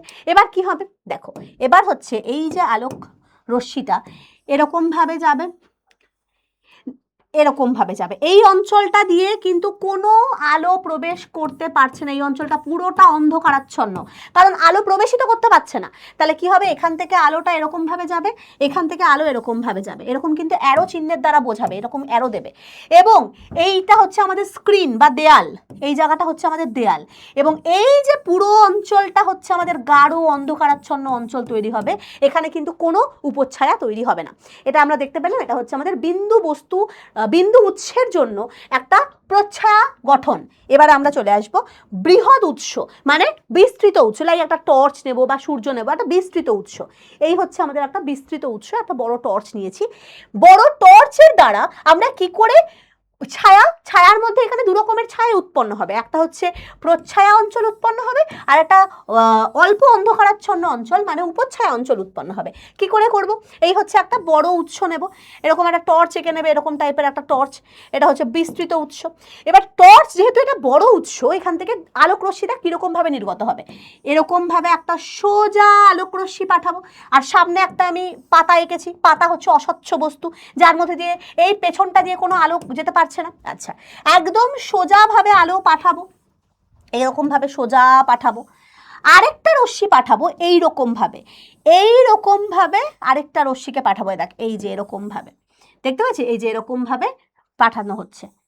এবং দেখা যাচ্ছে যে এই জায়গাটা একদম সোজা অঞ্চল, এই অঞ্চলটায় তৈরি হয়েছে হচ্ছে প্রচ্ছায়া। চল আমি নিজে এঁকেই দিই তোদেরকে, দেখ কি করে আঁকবো। দেখ এটা হচ্ছে আমার একটা বিস্তৃত উৎস নেব, এই যে টর্চ, বিস্তৃত উৎস নিলাম। সামনে একটা আঁকবো আমি, যে কোনো একটা, তুই পাতা আঁক যে কোনো, এখানটায় একটা বিস্তৃত উৎসটা একটু বেশি বড় হয়ে গেছে, দাঁড়া একটু ছোট করে আঁকি। এটা হচ্ছে আমাদের একটা বিস্তৃত উৎস টর্চ, ঠিক আছে। এখানটায় আমি নিচ্ছি একটা পাতা, এখানটায় একটা পাতা নেওয়া হয়েছে, ঠিক আছে। এবার কি হবে, এখান থেকে আলো বেরোচ্ছে, আর এখানটায় আছে হচ্ছে একটা স্ক্রিন, এখানটায় হচ্ছে আমাদের কি আছে, স্ক্রিন আছে, স্ক্রিন আছে। ওকে, কি করব, আলো যাবে এইভাবে, এখান থেকে সোজা আলো পাঠাবো, এরকম ভাবে সোজা আলো আসবে, এখান থেকে সোজা আলো আসবে, ঠিক আছে। এই অঞ্চলটা, এই যে সোজা আলো যেখানটায় আসছে, এই জায়গাটায় তৈরি হবে হচ্ছে আমাদের প্রচ্ছায়া, মানে পুরোপুরি অন্ধকারাচ্ছন্ন রিজিয়ান। ওকে, এটা হচ্ছে পুরোপুরি অন্ধকার, যেটা ডিরেক্ট আলো যেটা আসছে, এরকম অ্যারো চিহ্নের দ্বারা বুঝিয়ে দেবে। আরেকটা কি হবে, আরেকটা আলোক রশ্মি এরকম নেব, স্ক্রিনটাকে একটু কাছে আনা উচিত ছিল, আরেকটা এরকম ভাবে নেব, এদিক থেকে এরকম ভাবে একটা রশ্মি পাঠাবো, আরেকটা রশ্মি ভাই, আরেকটা রশ্মি পাঠাবো হচ্ছে এখান থেকে,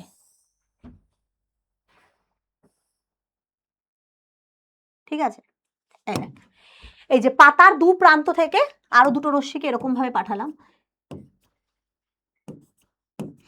এইরকম ক্রিস ক্রস ভাবে আলোক রশ্মিটা যাবে, যেহেতু এটা বিস্তৃত, কারণ চারপাশ থেকে এটার বিশাল পরিমাণে আলোক রশ্মি বেরোচ্ছে, তো এরকম ভাবে যাবে। দেখ এই অঞ্চলটা, এই জায়গাটা, এই যে জায়গাটা, এই জায়গাটা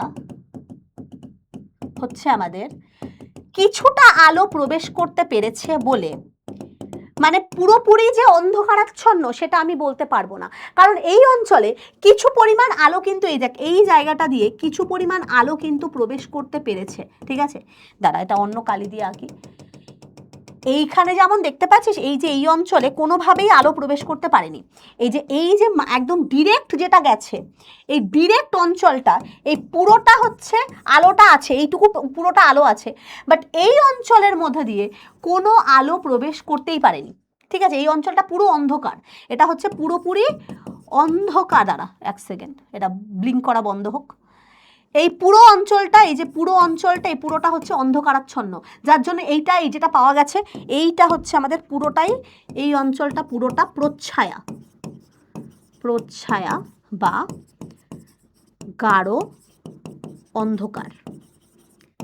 কিন্তু এইখানটা যেটা বললাম, এই যে এখান থেকে যে আলোটা যাচ্ছে, এই আলোটা কি হয়েছে, এইখানে এসে পড়ছে, এই যে অঞ্চলটা, এই অঞ্চলটা কিন্তু পুরোপুরি অন্ধকারাচ্ছন্ন না, কিছু পরিমাণ আলো এখানে প্রবেশ করতে পেরেছে। আবার একইভাবে যে এখান থেকে যে আলোটা যাচ্ছে, এইটুকু পোর্শনটা পুরোপুরি অন্ধকারাচ্ছন্ন না, কারণ সামান্য পরিমাণে আলো এই দুটো জায়গায় প্রবেশ করায় এই পোর্শনটা, এই যে এইটুকু অঞ্চলটা, এইটুকু অঞ্চলটা এটা পুরোপুরি অন্ধকারাচ্ছন্ন নয়, এটা হচ্ছে আধা অন্ধকার আধা আলো, মানে এইটুকু অঞ্চলকে আমরা বলবো উপচ্ছায়া। ঠিক আছে, এটা হচ্ছে পুরোপুরি গাঢ় অন্ধকার না, কারণ সামান্য আলো এই পোর্শনটায় প্রবেশ করেছে। এইভাবে কিন্তু এই ডায়াগ্রামটাকে আমরা আঁকবো। দেখ এই ডায়াগ্রামটাই আমি এখানটায় এঁকেছি, একদম সেম ডায়াগ্রাম, যেরকমভাবে বলা হয়েছে সেমভাবে আমরা আঁকবো। আশা করি বোঝা গেছে, ডায়াগ্রামটা কিন্তু প্র্যাকটিস করবে। তাহলে ছায়া উপচ্ছায়া আমাদের ক্লিয়ার। এবার তোদের জিজ্ঞাসা করে যে ছায়া আর উপচ্ছায়ার আমি কি করে সাইজ বাড়াবো কমাবো, এরকম ছায়া উপচ্ছায়া কিন্তু সাইজ বাড়ানো কমানো যায়, কি করে পসিবল সেটা। ধর এরকম তুই করতে পারিস যে তুই একটা মোমবাতি রেখেছিস, তার সামনে পিচবোর্ড লাগিয়ে ওই বিন্দু উৎস তৈরি করেছিস, এবার পেছনে একটা ক্যালেন্ডার যার মধ্যে তুই ছায়াটাকে দেখতে চাস, আর ওই বিন্দু উৎসের সামনে তুই একটা হাত এরকমভাবে রেখেছিস। যদি হাতটাকে ক্রমাগত তুই মোমবাতি বা বিন্দু উৎসের সামনের দিকে নিয়ে যাস, তখন দেখবি ক্যালেন্ডারের ওপরে ছায়ার দৈর্ঘ্য তোর বৃদ্ধি পাবে। চল আমি এঁকে দেখাই। এখানে কি আঁকা রয়েছে? এখানে কয়েকটা জিনিস আঁকা রয়েছে, এখানটায় দেখতে পাবি যে যত বস্তু আলোর কাছের দিকে যাবে ছায়া তত বড় হবে। তো আমি এটাকে এঁকে দেখাচ্ছি, এখানে বেশ কিছু কন্ডিশনস লেখা রয়েছে, বাট আমি এঁকে দেখাই। এঁকে দেখাবো কি করে, ধর এটা হচ্ছে আমাদের মোমবাতি, এখানটায় আমি একটা কার্ডবোর্ড দিয়ে এখানটা একটা বিন্দু উৎস বানিয়েছি, মানে একটা ছোট্ট ছিদ্র করে দিয়েছি, আর এখানটায় রেখেছি আমি ক্যালেন্ডার, যেখানে আমি ছায়াটাকে দেখতে চাই আমার হাতের, এখানটা ক্যালেন্ডার রাখা আছে। আর আমি করেছি কি, এখানটায় আমি হাত রেখেছি, বা এখানটায় কোনো অবজেক্ট রাখা আছে, হাত আমি আর এখন আঁকতে পারছি না, এখানটায় একটা অবজেক্ট রাখা আছে। তুই কি করলি, এই অবজেক্টটাকে ক্রমাগত মোমবাতির দিকে আনছিস, মানে এদিকে নিয়ে আসা হচ্ছে। এখানে এটা আর এটা ফিক্সড, এই যে এই কার্ডবোর্ড বা মোমবাতির পজিশন আর ক্যালেন্ডার বা দেয়াল, এই দুটো হচ্ছে জায়গা পরিবর্তন করবে না। এটাও ফিক্সড, এটাও জায়গা পরিবর্তন করবে না, এটাও ফিক্সড, এটাও জায়গা পরিবর্তন করবে না। শুধু কি করছিস, তুই বস্তুকে ক্রমাগত মোমবাতির দিকে আনছিস। তাহলে বস্তুকে মোমবাতির দিকে বা এই যে বিন্দু উৎসের দিকে আনা হলে, মোমবাতি বা বিন্দু উৎসের কাছে আনা হলে এখানে দেখা যায় যে ছায়াটা উৎপন্ন হচ্ছে, এই ছায়াটার সাইজ আস্তে আস্তে বাড়ছে, এই যে ছায়াটা আস্তে আস্তে সাইজে বাড়বে, তখন কি হবে, ছায়ার দৈর্ঘ্য বৃদ্ধি পাবে। ঠিক আছে, আবার যত বস্তুটাকে তুই এদিকে নিয়ে যাবি, মানে যত তুই বস্তুটাকে উৎস থেকে দূরে নিয়ে দেয়ালের দিকে নিয়ে যাবি, ঠিক আছে, এরকম টাইপের এখন জিনিসটা হবে যে এই হচ্ছে আমাদের এখানটাই এঁকে দিই, এখানটাতে আমি এঁকে দিই যে এবার আমি কি করছি, বস্তুটাকে ক্রমাগত দেয়ালের দিকে নিয়ে যাব। তো এখানটা এটা 1 নম্বর পয়েন্ট। 2 নম্বর পয়েন্ট হচ্ছে বস্তুকে দেওয়ালের দিকে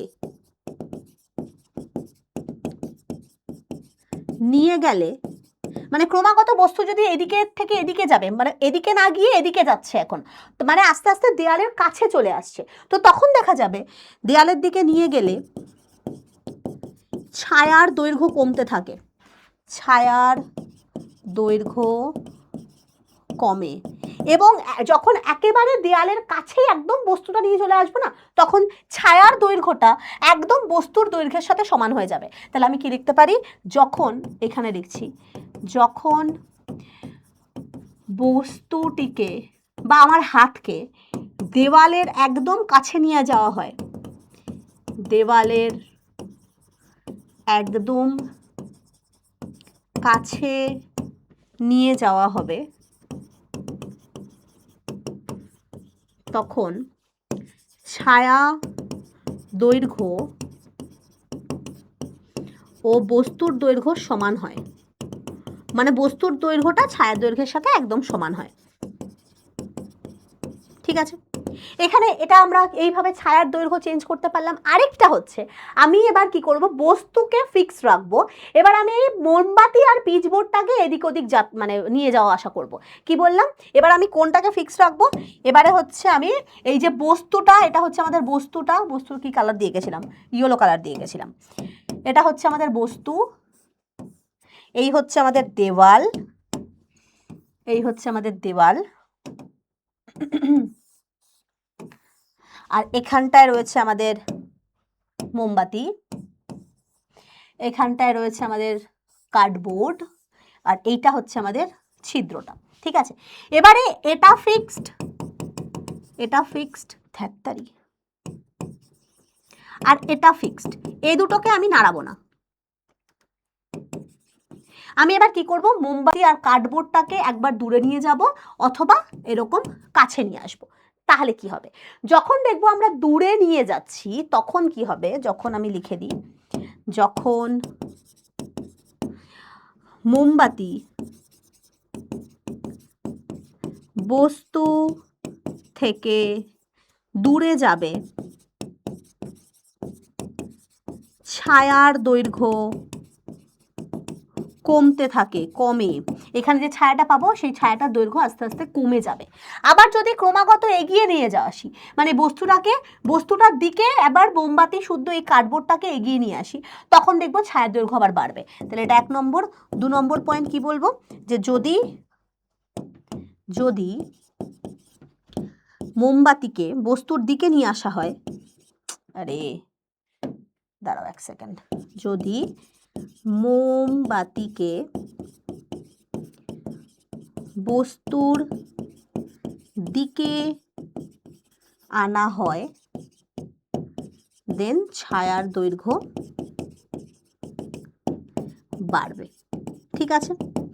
এই হচ্ছে আমাদের বিভিন্ন রকমের ছায়ার দৈর্ঘ্য আমি চেঞ্জ করতে পারলাম। আরেকটা কি হয়, আরেকটা হচ্ছে আমি কি করব, যে মোমবাতি আর বস্তুকে ফিক্স করব। মানে এখানে মোমবাতিটা ছিল, এই যে মোমবাতি, আর এই যে আমাদের কার্ডবোর্ড, এখানটায় আমাদের ছিদ্রটা, আর এটা হচ্ছে আমাদের বস্তুটা ছিল, এই যে এখানটায় বস্তু, এইটা বস্তুটাকে আর এই কার্ডবোর্ড আর মোমবাতিটাকে ফিক্সড রাখবো, কিন্তু দেওয়াল বা ক্যালেন্ডারটাকে, যে দেওয়ালটার মধ্যে আমি ছায়া উৎপন্ন করতে চাই, সেইটাকে একবার দূরে নিয়ে আসবো অথবা কাছে নিয়ে আসবো। তাহলে কি হবে, যদি আমরা ক্রমাগত বস্তু থেকে এটাকে দূরে নিয়ে যেতে শুরু করি, যদি আমরা লিখি যে যদি দেওয়াল বা ক্যালেন্ডারটাকে, যেখানে ছায়া উৎপন্ন হবে, যদি ক্যালেন্ডারটিকে বস্তু থেকে দূরে নিয়ে যাই, তবে ছায়ার দৈর্ঘ্য বাড়বে। আর যদি কাছে নিয়ে আসা হয়, মানে যত দূরে যাব তত সাইজে বাড়তে থাকবে ছায়া, আর যদি কাছে আনা হয়, 2 নম্বর, যদি ক্যালেন্ডারটিকে বস্তু থেকে, মানে বস্তুর কাছে আনা হয়, বস্তুর কাছে আনা হয়, তবে ছায়ার দৈর্ঘ্য কমবে, ঠিক আছে, ডান। এইভাবে আমরা কিন্তু ছায়ার দৈর্ঘ্যের পরিবর্তন বস্তু বা মোমবাতি বা ক্যালেন্ডার বা যেখানে তৈরি হবে ছায়াটা, তার মানে দৈর্ঘ্যের পরিবর্তন আমরা কিভাবে করব, সেই প্লেসমেন্টগুলোকে বা অবস্থান পরিবর্তন করে কাছে এনে বা দূরে এনে আমরা কিন্তু ছায়ার দৈর্ঘ্যের পরিবর্তন করতে পারি। এবং এই জিনিসটা তোমরা নিজেরা একদম প্র্যাকটিক্যালি করে দেখতে পারো, ঠিক আছে। যে তুমি একটা টর্চ জ্বালিয়ে, ধরো অন্ধকার রুম, ঠিক আছে, সেখানে একটা টর্চ জ্বালাবে, টর্চ জ্বালিয়ে এবার তুমি আর এক তোমার পেছনে একটা দেয়াল আছে, তুমি ক্রমাগত টর্চের সামনের দিকে যাবে, ঠিক আছে, দেখবে তোমার পেছনে যে দেয়ালটার মধ্যে তোমার ছায়ার দৈর্ঘ্য ক্রমাগত বাড়ছে। এবার তুমি ক্রমাগত টর্চ থেকে দূরে গিয়ে দেয়ালটার দিকে যাবে, দেখবে তোমার ছায়ার দৈর্ঘ্যটা কমতে কমতে একটা টাইমে তোমার যেরকম একদম দেয়ালের কাছে যখন চলে আসবে, দেখবে তোমার সাইজেরই কিন্তু তোমার ছায়াটা তৈরি হয়েছে দেয়ালের ওপরে। এইভাবে আমরা কিন্তু প্র্যাকটিক্যালিও করে দেখতে পারি। যখন দেখবি কারেন্ট চলে যাবে, যদি যায় তো এই কাজটা কিন্তু তোরা করে দেখতে পারিস, ঠিক আছে। এবারে কোশ্চেন আসে যে তাহলে ম্যাম যখন এরোপ্লেন বা পাখিরা আকাশ দিয়ে উড়ে যায়, তাহলে এরোপ্লেনের তো একটা বিশাল বস্তু, তাহলে এরোপ্লেনের ছায়া বা পাখিরা যখন উড়ে যাচ্ছে, তাহলে সেখানে তো সূর্যের রশ্মিকে বাধাপ্রাপ্ত হচ্ছে, সেগুলো তো অস্বচ্ছ বস্তু, কই এরোপ্লেনের ছায়া তো আমাদের পৃথিবীতে এসে পড়ছে না। কারণটা কি, তার কারণ এরোপ্লেন বা পাখিরা যখন আকাশ দিয়ে ওড়ে সেটা অনেক উঁচুতে আছে, মানে মাটি ভূপৃষ্ঠ থেকে এরোপ্লেন বহু উঁচুতে রয়েছে, বহু উঁচুতে ওড়ে, তো অত উঁচুতে ছায়াটা নামতে, হ্যাঁ ওখানে ছায়া তৈরি হয় অফকোর্স, কিন্তু সেই ছায়াটা নামতে নামতে ভূপৃষ্ঠ অব্দি আর পৌঁছায় না, তার আগেই ও খতম হয়ে যায়, ঠিক আছে? কারণ সূর্য অনেক বড় বিস্তৃত উৎস, তো তাই জন্যে এরোপ্লেনটাও সাইজে বড়, বাট ফিরবি এরোপ্লেন তো ভূপৃষ্ঠ থেকে অনেকটা দূরে রয়েছে, তো দূরে হয়ে এইখানটায় ছায়া তৈরি হয়, বাট সেটা মাটি অবধি পৌঁছানোর আগেই কিন্তু শেষ হয়ে যায়। কি বললাম বুঝেছো? এবং মাটিতে পুরোপুরি এর গাঢ় যে অংশ ছায়াটা, সেটাকে মানে যেটাকে আমরা প্রচ্ছায়া বলবো, সেই প্রচ্ছায়া আর তৈরি হয় না, উপচ্ছায়া এতটাই ক্ষীণ অ্যামাউন্টের তৈরি হয় ফলে আমরা বুঝতেই পারি না। তাই দেখ বলা হয়েছে যে সূর্য অনেকটা বড় বিস্তৃত উৎস। প্রথম কথা, সূর্য অনেক বড় উৎস যার থেকে বিশাল অ্যামাউন্টের আলো আসছে, এবং অনেক উঁচুতে যখন কোনো বস্তু ওড়ে তার ছায়া আমাদের পৃথিবীতে পৌঁছানোর আগেই কিন্তু খতম হয়ে যায়, শেষ হয়ে যায়। তাই জন্য পৃথিবী পৃষ্ঠে এরোপ্লেন বা পাখির ছায়া এসে পৌঁছায় না, ঠিক আছে, বা পড়ে না।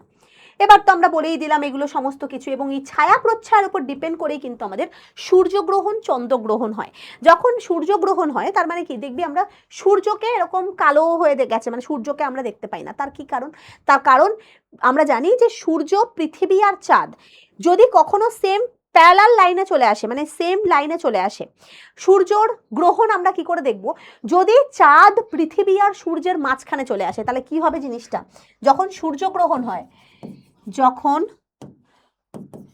সূর্য গ্রহণ হবে তখন কি হয়, ধরো এটা সূর্য, আমাদের এটা অনেক বড় সাইজের সূর্য, সূর্য এভাবে আছে, আর পৃথিবী আর মধ্যে, আর এটা হচ্ছে পৃথিবী, এটা হচ্ছে পৃথিবী, এটা হচ্ছে আর্থ, ঠিক আছে? আর সূর্য আর পৃথিবীর মাঝখানে যদি চাঁদ চলে আসে, এই জায়গাটায় যদি চাঁদ এসে যায়, এটা হচ্ছে আমাদের চাঁদ, আর একটু দূরে আঁকি, এই জায়গাটায় হচ্ছে আমাদের চাঁদ রয়েছে, চাঁদের সাইজ ছোট, এটা হচ্ছে সান। তো তখন কি হয়, সূর্যের যে আলোটা ক্রমাগত এসে পৃথিবী পৃষ্ঠের উপর এসে পড়ছিল, চাঁদ হচ্ছে অস্বচ্ছ বস্তু, চাঁদ পৃথিবী আর সূর্যের মাঝখানে চলে আসার ফলে পুরোপুরি সূর্যরশ্মি এখন আর এসে পৌঁছাতে পারে না। মানে তখন কি হবে জিনিসটা, দেখ এখান থেকে সূর্যরশ্মি গিয়ে এই চাঁদের দ্বারা বাধাপ্রাপ্ত হয়ে যায়, ফলে সূর্যের একটা অন্ধকারাচ্ছন্ন রিজিয়ান আমাদের পৃথিবীতে তৈরি হয়, এবং তৈরি হয় হচ্ছে সূর্যগ্রহণ। কি বললাম বোঝা গেছে? এখানটায় এই যে চাঁদের দ্বারা বাধাপ্রাপ্ত হচ্ছে, এবং আমরা সূর্যর এইখানটায় একটা বলয়াকৃতি সূর্যগ্রহণ, রিং কালার, রিং প্রকৃতির, মানে এই জায়গাটায় সূর্যকে আমরা তখন একদম এই জায়গাটার এই অঞ্চলের সূর্যটাকে আর আমরা এখন দেখতে পাই না, ফলে তৈরি হয় হচ্ছে সূর্যগ্রহণ। এবার চন্দ্রগ্রহণ কি করে হবে? যখন চাঁদকে দেখতে পাওয়া যাবে না, ঠিক আছে, চাঁদের ওপর পৃথিবীর ছায়া এসে পড়ে, এই যে এই জায়গাটা হচ্ছে আমাদের, দেখতে পাচ্ছিস, দেখ এটা হচ্ছে আমাদের চন্দ্রগ্রহণের পিকচার, যে সূর্য থেকে চাঁদ আর সূর্যের মাঝখানে পৃথিবী এসে গেছে, যার জন্য পৃথিবীর ছায়া একদম চাঁদের ওপরে পড়ার ফলে কোনো সূর্যের আলো এসে চাঁদকে আলোকিত করতে পারছে না, ফলে এখানটায় কি হচ্ছে, চন্দ্রগ্রহণ হচ্ছে। এবং এটা আমরা চন্দ্রগ্রহণ সূর্যগ্রহণ যদিও তোমরা জিওগ্রাফিতে গিয়ে পড়বে, কিন্তু এটা আমি বলে দিলাম, এটাও কিন্তু ছায়া উপচ্ছায়ারই কনসেপ্ট।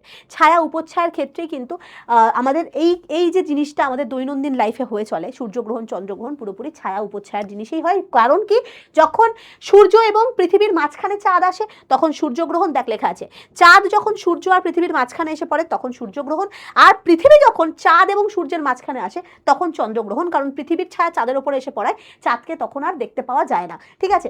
এবং কোশ্চেন আসে যে সূর্যগ্রহণ বা চন্দ্রগ্রহণের আগে সূর্য এবং চন্দ্রকে অনেক সময় খুব হালকা লেম, অতটা উজ্জ্বল বলে মনে হয় না, তার কারণ তখন এই প্রচ্ছায়া অংশটা পড়ে গেছে, মানে আস্তে আস্তে ছায়া পড়তে পড়তে আগে প্রচ্ছায়া হয়, তারপরে ছায়া উৎপন্ন হচ্ছে, যার জন্য এই প্রচ্ছায়া অঞ্চলের কারণে আমরা অতটা মানে উজ্জ্বলভাবে সূর্য বা চাঁদকে দেখতে পাই না, ঠিক আছে? তাহলে এগুলো হচ্ছে আমাদের সূর্যগ্রহণ চন্দ্রগ্রহণের এক্সাম্পল।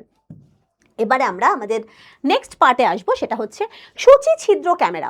সূচিছিদ্র ক্যামেরার মধ্যে কিন্তু প্রতিকৃতি তৈরি হয়, বা সূচিছিদ্র ক্যামেরা কি, তার জন্য আমাদের একটা বাক্স তৈরি করতে হবে। ধর একটা জুতোর বাক্স নিলি, এরকম টাইপের একটা বাক্স নিতে হবে, বাক্সের একটা দিকে তোকে একটা ছোট্ট ছিদ্র করতে হবে, একটা পিন দিয়ে বা একটা কিছু দিয়ে এরকম একটা ছোট্ট ছিদ্র করবি, এবং এই দূরে একটা মোমবাতি বসানোর ফলে দেখবি এই মোমবাতির শিখা এই ছোট্ট ছিদ্র অতিক্রম করে গিয়ে এই জুতোর বাক্সের পেছনের দেয়ালে, এই দেয়ালটাকে যদি তুই একটা সাদা রঙের ক্যালেন্ডার বা কিছু দিস, তখন দেখা যায় এই মোমবাতির শিখার উল্টো প্রতিকৃতি, এটা কিন্তু কি, এটা হচ্ছে প্রতিকৃতি, হ্যাঁ এটা হচ্ছে প্রতিকৃতি, নট প্রতিবিম্ব, এই শিখার উল্টো প্রতিকৃতি এই সূচি ছিদ্র ক্যামেরার পেছনে তৈরি হয়। এইটাকে বলা হয়, এই সেটআপটাকে বলা হয় সূচি ছিদ্র ক্যামেরা, যার প্রতিকৃতি তৈরি হয় বস্তুর সাপেক্ষে উল্টো। দেখ মোমবাতিটা আছে এরকম, আর প্রতিকৃতি উল্টো তৈরি হয়েছে, এইটাকে আমরা বলবো সূচি ছিদ্র ক্যামেরা। কি বললাম, বোঝা গেছে? তাহলে কি বলা হয়েছে, এটা সর্বদা উল্টো আকৃতির প্রতিকৃতি তৈরি করে এবং প্রতিকৃতিটা খুব স্পষ্ট হয়, বিকজ এটা বিন্দু উৎসের ক্ষেত্রে সবসময় কি তৈরি হয়, একদম স্পষ্ট প্রতিকৃতি তৈরি হবে। যদি আমি এই ছিদ্রটা অনেকটা বড় নিতাম তাহলে প্রতিটা বিস্তৃত, তখন ওটা বিস্তৃত উৎস হিসাবে কাজ করতো। এই জায়গাটা যদি আমি একটা বড় ছিদ্র নিতাম তখন কি হতো, তখন একটা স্পষ্ট প্রতিকৃতি উৎপন্ন হতো না, বিকজ ওই বড় উৎসটা একটা ছোট্ট ছোট্ট উৎসের মতো করে, বিন্দু উৎসের মতো করে কাজ করতো এবং অসংখ্য প্রতিকৃতি এখানটায় তৈরি হওয়ার কারণে আমরা আবছা প্রতিকৃতি আমরা দেখতে পেতাম। তো একমাত্র বিন্দু উৎসের ফলেই কিন্তু আমরা একদম স্পষ্ট প্রতিকৃতি দেখতে পাই। এই যে এটা তৈরি হয়েছে এটাকে বলা হয় প্রতিকৃতি। ওকে, কারণ আলোকরশ্মি সোজা এরকম ভাবে গিয়ে, দেখতেই পাচ্ছিস, আচ্ছা এরকম, এটার অ্যারোটা এরকম আছে, এইটা উল্টো অ্যারো আছে, এরকম আলোটা সোজা গিয়ে একদম এই প্রান্তে প্রতিকৃতি তৈরি করেছে। এবার অনেক সময় জিজ্ঞাসা করে, এই দেখতেই পাচ্ছি সূচি ছিদ্র ক্যামেরা, আলো, এটা হচ্ছে আলো যেহেতু সর্বদা সরল রেখায় চলে, তার অ্যাপ্লিকেশন আলো সরল রেখায় চলে, এই ধর্মকে কাজে লাগিয়েই কিন্তু আমরা সূচি ছিদ্র ক্যামেরা তৈরি করতে পারি। এবং এক্ষেত্রে বাক্সের একটা ছোট্ট ছিদ্র করা হয় এক প্রান্তে এবং আরেক প্রান্তে এরকম মোমবাতি বা যে কোনো আলোক উৎস লাগিয়ে সেই উৎসের উল্টো প্রতিকৃতি আমরা এই বাক্সের অপর প্রান্তে দেখতে পাবো। তার মানে এটা কিন্তু মনে রাখবে, এটা কিন্তু ছায়া নয়, কারণ ছায়া অন্ধকার হয়, প্রতিকৃতি অন্ধকার হয় না, একদম শিখার মতো দেখতেই একটা জিনিসকে তুই দেখতে পাবি, ঠিক আছে? তো এটা কিন্তু প্রতিকৃতি কিন্তু অন্ধকার হয় না, কারণ মনে রাখবে এটা কিন্তু বস্তুর ছায়া নয়।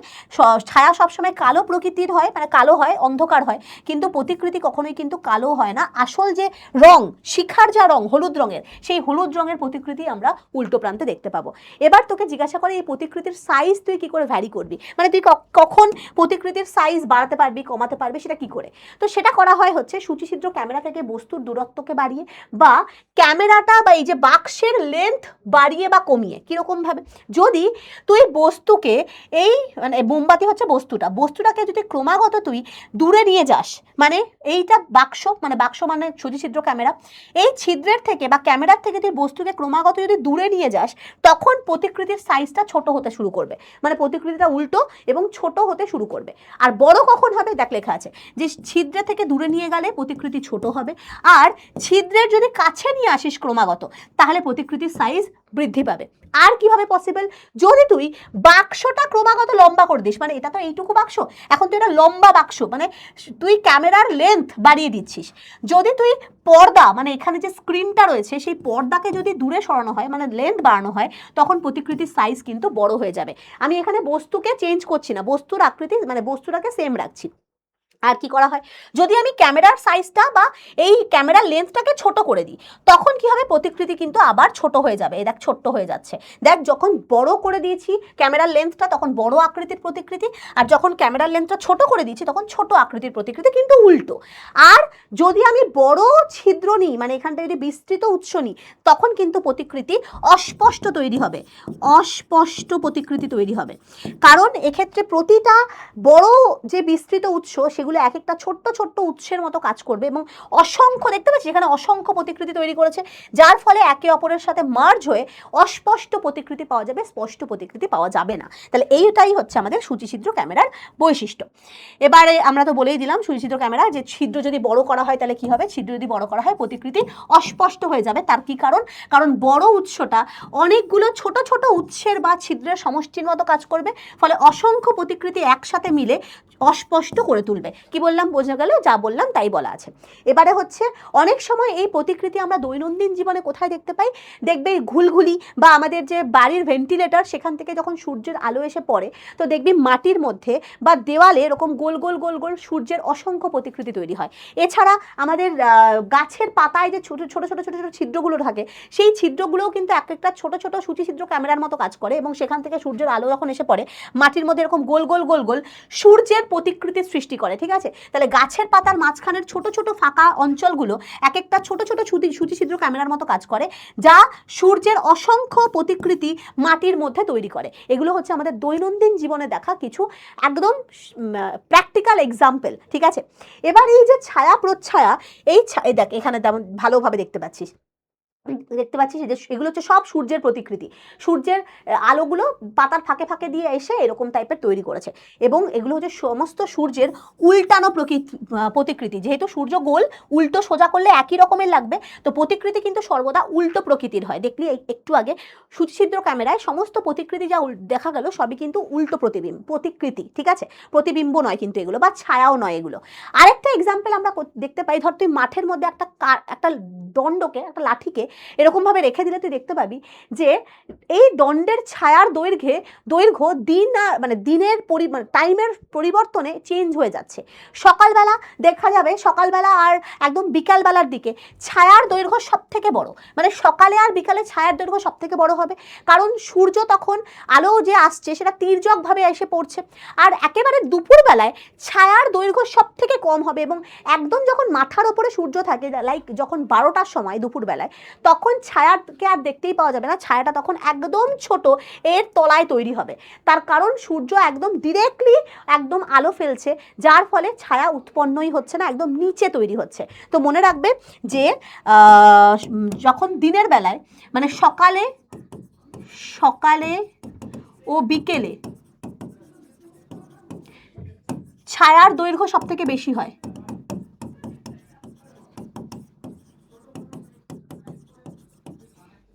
কারণ সেই সময় আলো তির্যকভাবে আসে। সেই সময় আলো সূর্য থেকে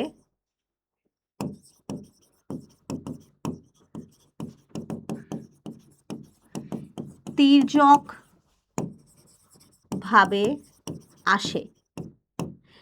তাহলে কখন দেখা যায় না? দুপুর বেলায় ছায়া দেখা যায় না। দুপুর বেলায় সূর্য মাথার ওপরে থাকায়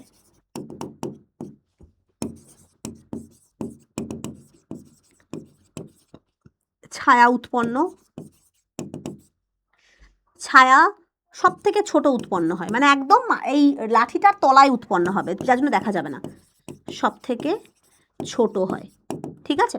আশা করি বোঝা গেছে। এইভাবে আমরা ছায়ার দৈর্ঘ্য কিন্তু দেখতে পেলাম। তাহলে এগুলো হচ্ছে সমস্ত একদম ইনিশিয়াল পোর্শনের। এবার আমরা চলে আসবো আসল আলোর ক্যারেক্টারিস্টিক্স, যেটা হচ্ছে আলোর প্রতিফলন এবং প্রতিসরণে। প্রতিফলন মানে হচ্ছে ধাক্কা খেয়ে বাউন্স ব্যাক করা। একদম সিম্পল ভাবে বোঝো, এই যে আলো এসে একটা দেয়ালে ধাক্কা খেয়ে একদম চারদিকে ছড়িয়ে পড়লো বা বাউন্স ব্যাক করলো, এটাই হচ্ছে আলোর প্রতিফলন। এবার প্রতিফলন সব থেকে ভালো কোথায় হয়? মিরারে, লাইক আয়নার মধ্যে সব থেকে ভালো প্রতিফলন তৈরি হয়। এবং সেই প্রতিফলনটা কি করে হবে চলো আমরা দেখে নিই। তো আলোর প্রতিফলনের জন্য আমাদের লাগবে হচ্ছে আয়না। দেখতেই পাচ্ছ, আলোর বাউন্স হওয়া, আলোর বাউন্স ব্যাক করাকে আমরা প্রতিফলন বলবো। বাউন্স ব্যাক মানে কি? দেখতেই পাচ্ছ, আলো এসে এরকম একটা কোনো ভালো স্বচ্ছ একদম সমতল টাইপের অঞ্চলে যখন এসে পড়ে তখন, এবং সেটা হতে হবে কিন্তু মানে ট্রান্সপারেন্ট হলে হবে না। মানে ট্রান্সপারেন্ট মানে এমন হলো যে আয়না ভেদ করে আলো চলেই গেল, তাহলে কিন্তু হবে না। আয়নার পেছনটায় একটা কোটিং দিতে হবে, যার জন্য আলোটা ধাক্কা খেয়ে আবার সেম ভাবে ফেরত চলে যায়। যদি ট্রান্সপারেন্ট হয়ে যায়, স্বচ্ছ হয়ে যায়, যেমন জলের মধ্যে আলো পুরোপুরি ঢুকে যেতে পারে, ট্রান্সমিট করে যেতে পারে, তাহলে সেটা কিন্তু প্রতিফলন না, সেটা প্রতিসরণ, সেটা আমি আসছি।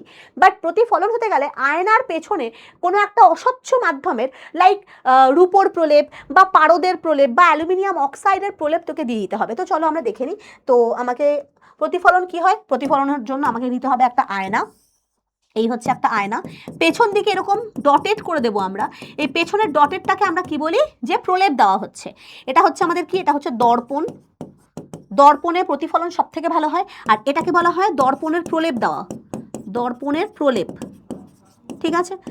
কি হয়? আলোক রশ্মি এসে পড়লো, আলোক রশ্মি এরকমভাবে তির্যকভাবে এসে দর্পণের ওপর এসে পড়েছে, পড়ার পর সে তার দিকটা পরিবর্তন করে ঠিক যেভাবে পড়েছে সেরকমভাবেই যে বাউন্স ব্যাক করে ফেরত চলে যাওয়া, এইটাকেই বলা হয় প্রতিফলন। এভাবে আসছে আর এভাবে ফেরত চলে যাচ্ছে, এবং এই যেটা আসছে সেই রশ্মিটাকে আমরা কি বলি, আপতিত রশ্মি।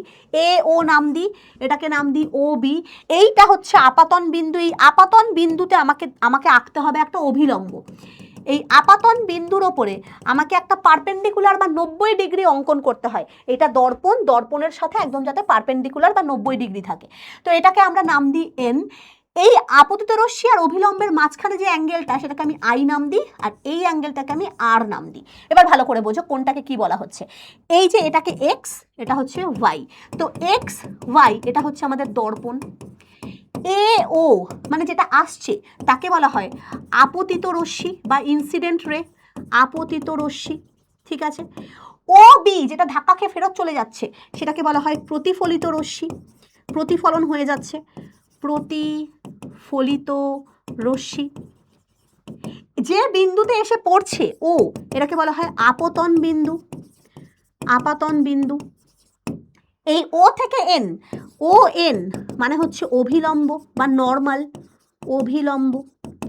আপতিত রশ্মি আর অভিলম্বের মাঝখানের যে অ্যাঙ্গেল, অ্যাঙ্গেল আই মানে অ্যাঙ্গেল এ ও এন, এইটাকে বলা হয় আপাতন কোণ, আপাতন কোণ। N O B, N O B প্রতিফলিত রশ্মি আর অভিলম্বের মাঝখানের যে অ্যাঙ্গেল তাকে আমরা বলি প্রতিফলন কোণ। এটাই হচ্ছে আমাদের প্রতিফলনের মেন ডায়াগ্রাম। কি বললাম বোঝা গেছে? দেখো এবারে এই যে আলোক রশ্মি এসে পড়ছে, ধাক্কা খাওয়ার পর সে যে ফেরত চলে গেল, এই যে জিনিসটাকে, এটাকে বলা হয় আমাদের প্রতিফলন, ঠিক আছে। এটা সব থেকে ভালো হয় মিরার বা দর্পণে। এবার এখান থেকে আমরা প্রতিফলনের সূত্র আসবো, বাট তার আগে আমরা প্রতিফলনের ইয়েটা দেখে নিই, মানে ডেফিনেশনটা কি বলেছে। আলোক রশ্মি যখন কোনো স্বচ্ছ সমসত্ব মাধ্যম থেকে অন্য কোনো এক মাধ্যমের বিভেদ তলে আপতিত হয় এবং সেটা দিক পরিবর্তন করে আবার প্রথম মাধ্যমেই ফিরে যায়, তাকে আমরা কি বলবো, আলোর প্রতিফলন বলবো। এবার প্রতিফলন দুটো সূত্র মানে সবসময় মেনে চলে। এক হচ্ছে সবসময় এই আপতিত রশ্মি, প্রতিফলিত রশ্মি এবং আপাতন বিন্দুতে অভিলম্ব, এরা সবসময় সেম প্লেন বা একই সমতলে থাকবে, সেম প্লেনে থাকবে। কোনটা কোনটা? আপতিত রশ্মি, প্রতিফলিত রশ্মি আর অভিলম্ব। তাহলে আমরা সূত্র কি বলতে পারি, যে আপতিত রশ্মি, প্রতিফলিত রশ্মি আর আপাতন বিন্দুতে অভিলম্ব এরা সর্বদাই একই সমতলে থাকে, এটাকে বলা হয় প্রতিফলনের প্রথম সূত্র। দ্বিতীয় সূত্রে কি বলা হয়, এই যে আপাতন কোণটা, এই যে আই আর এই যে আর, অ্যাঙ্গেল আই আর অ্যাঙ্গেল আর, এই দুটো কোণের মান সর্বদা ইকুয়াল হবে। মানে যে অ্যাঙ্গেলে আমি যদি ধরি এটা 30 ডিগ্রি, তাহলে এটাও কত হবে, 30 ডিগ্রি। সর্বদা সেম অ্যাঙ্গেল উৎপন্ন করবে। আপতিত রশ্মি অভিলম্বের সাথে যা অ্যাঙ্গেল করবে, যা কোণ উৎপন্ন হবে, প্রতিফলিত রশ্মি অভিলম্বের সাথেও সেম কোণ উৎপন্ন করবে। এইটাকে আমরা বলি প্রতিফলনের দ্বিতীয় সূত্র। বোঝা গেছে? তো প্রতিফলন দু রকমের হয়, একটাকে বলা হয় বিক্ষিপ্ত প্রতিফলন, একটাকে বলা হয় নিয়মিত প্রতিফলন। রেগুলার রিফ্লেকশন আর একটা হচ্ছে ইরেগুলার বা ডিফিউজ রিফ্লেকশন। তো রেগুলার বা নিয়মিত প্রতিফলন কোনটা, যদি আলোক রশ্মি কোনো স্বচ্ছ এবং স্মুথ সারফেসের ওপরে এসে পড়ে, যেমন আয়না, আয়না মানে খুব স্মুথ সারফেস, তখন আলোক রশ্মি যেভাবে আসছিল, সমান্তরাল আলোক রশ্মি আসছিল, ধাক্কা খাওয়ার পর সে সেমভাবেই সমান্তরালভাবেই ফেরত চলে যায়। এবং এক্ষেত্রে প্রতিটা ক্ষেত্রে দেখো যাতে তোর প্রতিফলনের সূত্র সবসময় বজায় থাকে। দেখো এটা হচ্ছে আপাতন কোণ প্রতিফলন কোণ, এটার হচ্ছে আপাতন কোণ প্রতিফলন কোণ, এইটাই হচ্ছে আপাতন কোণ প্রতিফলন কোণ। সব ক্ষেত্রে আপাতন কোণ প্রতিফলন কোণের মান সমান। আলো যেভাবে আসছে এইভাবে আলো আসছে। আলো স্মুথ, যেহেতু এটা খুব স্মুথ সারফেস, ঠিক আছে, একদম মসৃণ। দেখো এটা মসৃণ সারফেসে যখন আলোক রশ্মি এসে পড়ে তখন সেটা সেমভাবেই দিক পরিবর্তন করে ফেরত চলে যায়। এটাকে বলা হয় নিয়মিত বা রেগুলার প্রতিফলন, যেটা আমাদের কোথায় হয়, কাচ, সমান্তরাল কাচ ফলকে হতে পারে, তাছাড়া কাচ আয়নার মধ্যে হতে পারে, স্থির জলে হতে পারে, যেটা খুব স্মুথ সারফেস। আর বিক্ষিপ্ত প্রতিফলন মানে খুব রাফ সারফেস, যেটা দেয়ালে, সিনেমার পর্দায়, যেগুলো খুব রাফ সারফেস, এইটা হচ্ছে অমসৃণ সারফেস।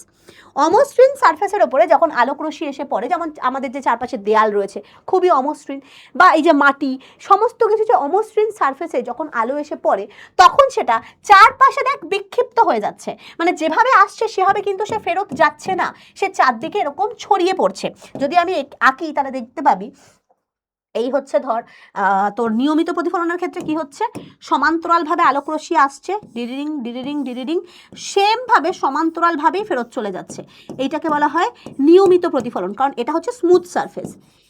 স্মুথ, অত দেখার দরকার নেই, মসৃণ, মসৃণ তল, তাই জন্য এইটাকে বলা হয় নিয়মিত প্রতিফলন, যে একই দিকে আলোকরশ্মি বেরিয়ে যায়। আর বিক্ষিপ্ত প্রতিফলন হতে গেলে সারফেসটা কি হতে হয়, এরকম তেনা বেঁকা, ঠিক আছে, এটা হচ্ছে অমসৃণ, অমসৃণ তল, যার ফলে যদি সমান্তরাল রশ্মি এসে এই অমসৃণ তলের ওপর এসে পড়েও, তখন কি হয়, এই রশ্মিটা এদিকে বাঁকবে, এই রশ্মিটা এদিকে বাঁকবে, এই রশ্মিটা এরকম বাঁকবে, মানে চারদিকে দেখ, চারদিকে ছড়িয়ে যাচ্ছে। এইটাকে আমরা বলবো, যেহেতু চারদিকে বিক্ষিপ্ত হয়ে গেল, বিক্ষিপ্ত হলো, তাই জন্য এটাকে বলা হয় বিক্ষিপ্ত বা ইরেগুলার প্রতিফলন, বিক্ষিপ্ত প্রতিফলন, যার যেখানে চারদিকে আলোকরশ্মি ছড়িয়ে পড়ে। এই ঘটনাটা দেখা যায় কোথায় জানিস, এই ঘটনাটা দেখা যায় আমাদের সিনেমার পর্দায়, সিনেমার পর্দায় বা দেওয়ালে, বা আমাদের যে দেওয়াল বাড়ির, সেই দেওয়ালে এই বিক্ষিপ্ত প্রতিফলনকে আমরা দেখতে পাই।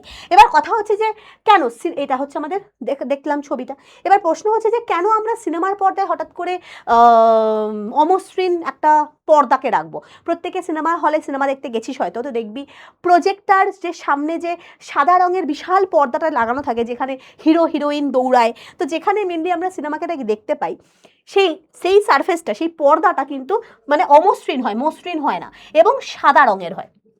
আমি যদি সিনেমার পর্দাটাকে অমসৃণ না রেখে মসৃণ রাখতাম, যদি একটা আয়না রাখতাম, তাহলে কি প্রবলেম হতো জানিস, সিনেমা হলে তো প্রচুর লোক, এদিকে ওদিকে বিশাল বড় অডিটোরিয়ামে লোক বসে থাকে, এদিকে বসে, ওদিকে বসে, মাঝখানে বসে, ওপর দিকে বসে, চারিদিকে অডিটোরিয়ামে লোক ভরে থাকে।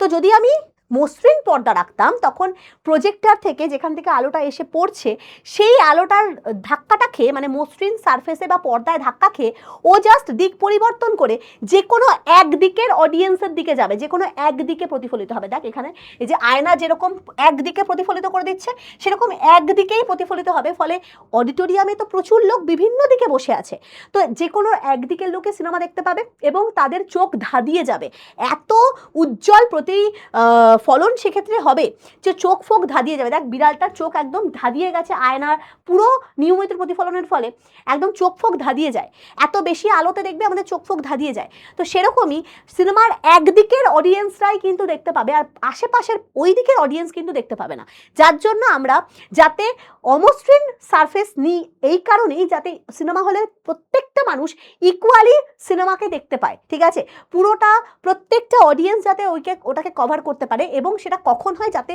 যখন সেইটা চারদিকে ছড়িয়ে যাবে আলোক রশ্মি, সেটা তখনই কিন্তু পসিবল। তাহলে কি বলা হচ্ছে, সিনেমা হলের পর্দা অমসৃণ এই কারণেই নেওয়া হয়, যার জন্য বিক্ষিপ্ত প্রতিফলন ঘটে, যে প্রতিফলনের কারণে চারিদিকের অডিয়েন্স ইকুয়ালি সিনেমাকে দেখতে পায়। এবং হোয়াইট কেন নেওয়া হয়, কারণ হোয়াইট খুব ভালো রিফ্লেক্টর, সাদা কালার খুব ভালো প্রতিফলন করতে পারে, কালো কালার খুব ভালো অ্যাবজর্ব করে, মনে রাখবে। ব্ল্যাক কিন্তু সমস্ত কালো কালারকে হয়, ও তার উপরে যত রশ্মি এসে পড়বে সব কিছুকে অ্যাবজর্ব করে নেয়, শোষণ করে নেয়, সে কিন্তু ভালো রিফ্লেক্টর না, ভালো প্রতিফলিত করতে পারে না, যার জন্য গরমকালে যদি আমরা ব্ল্যাক কালারের ড্রেস পরে বেরোই খুব গরম লাগে, কারণ ও কালো কালারটা সমস্ত রশ্মিকে ও নিজের মধ্যে শোষণ করে নেয়। এই জন্য গরমকালে আমাদের কি বলে, হালকা কালারের, সাদা কালারের জামা পরতে, যাতে আলোক রশ্মি, সূর্যের আলো আমাদের এসে পড়ার পর সেটা যাতে রিফ্লেক্ট হয়ে বা প্রতিফলন হয়ে বেরিয়ে চলে যায়, যাতে আমাদের গরম কম লাগে, ঠিক আছে। তো তাই জন্য দেখবি সূচিছিদ্র ক্যামেরার ভেতরের অংশটা কালার সবসময় কি করা হয়, ব্ল্যাক কালারের করা হয়। তো মনে রাখবে যে সূচিছিদ্র ক্যামেরার ভেতরের অংশটার রং সবসময় ব্ল্যাক রাখা হয়, এই যে এই অংশটার ভেতরটার কালারটা সবসময় ব্ল্যাক রাখা হয়, যাতে কোনো মুহূর্তে যদি প্রতিফলনের কারণে আলো প্রতিফলিত হয়ে যায়, সেই প্রতিফলিত রশ্মি এই প্রতিবিম্ব, এই যে প্রতিকৃতিটা, এই প্রতিকৃতির সৃষ্টি করতে বাধাপ্রাপ্ত করে, আবছা প্রতিকৃতির সৃষ্টি করে। তাই জন্য এক্সেস প্রতিফলিত রশ্মিটা যাতে কালো কালার দ্বারা শোষিত হয়ে যায়, তাই জন্যই সূচিছিদ্র ক্যামেরার ভেতরটা আমরা সবসময় ব্ল্যাক কালারের করে থাকি, ঠিক আছে। মনে রাখবে এটা, যে সাদা বর্ণ খুব ভালো, সাদা বর্ণ উত্তম প্রতিফলক, মানে খুব ভালো প্রতিফলক হিসাবে কাজ করে। আর কালো কালার মানে কালো হচ্ছে উত্তম শোষক, মানে ও ভালো শোষণ করতে পারে। তাহলে কি হবে, ক্যামেরার ভেতরে প্রতিফলন কমানোর জন্য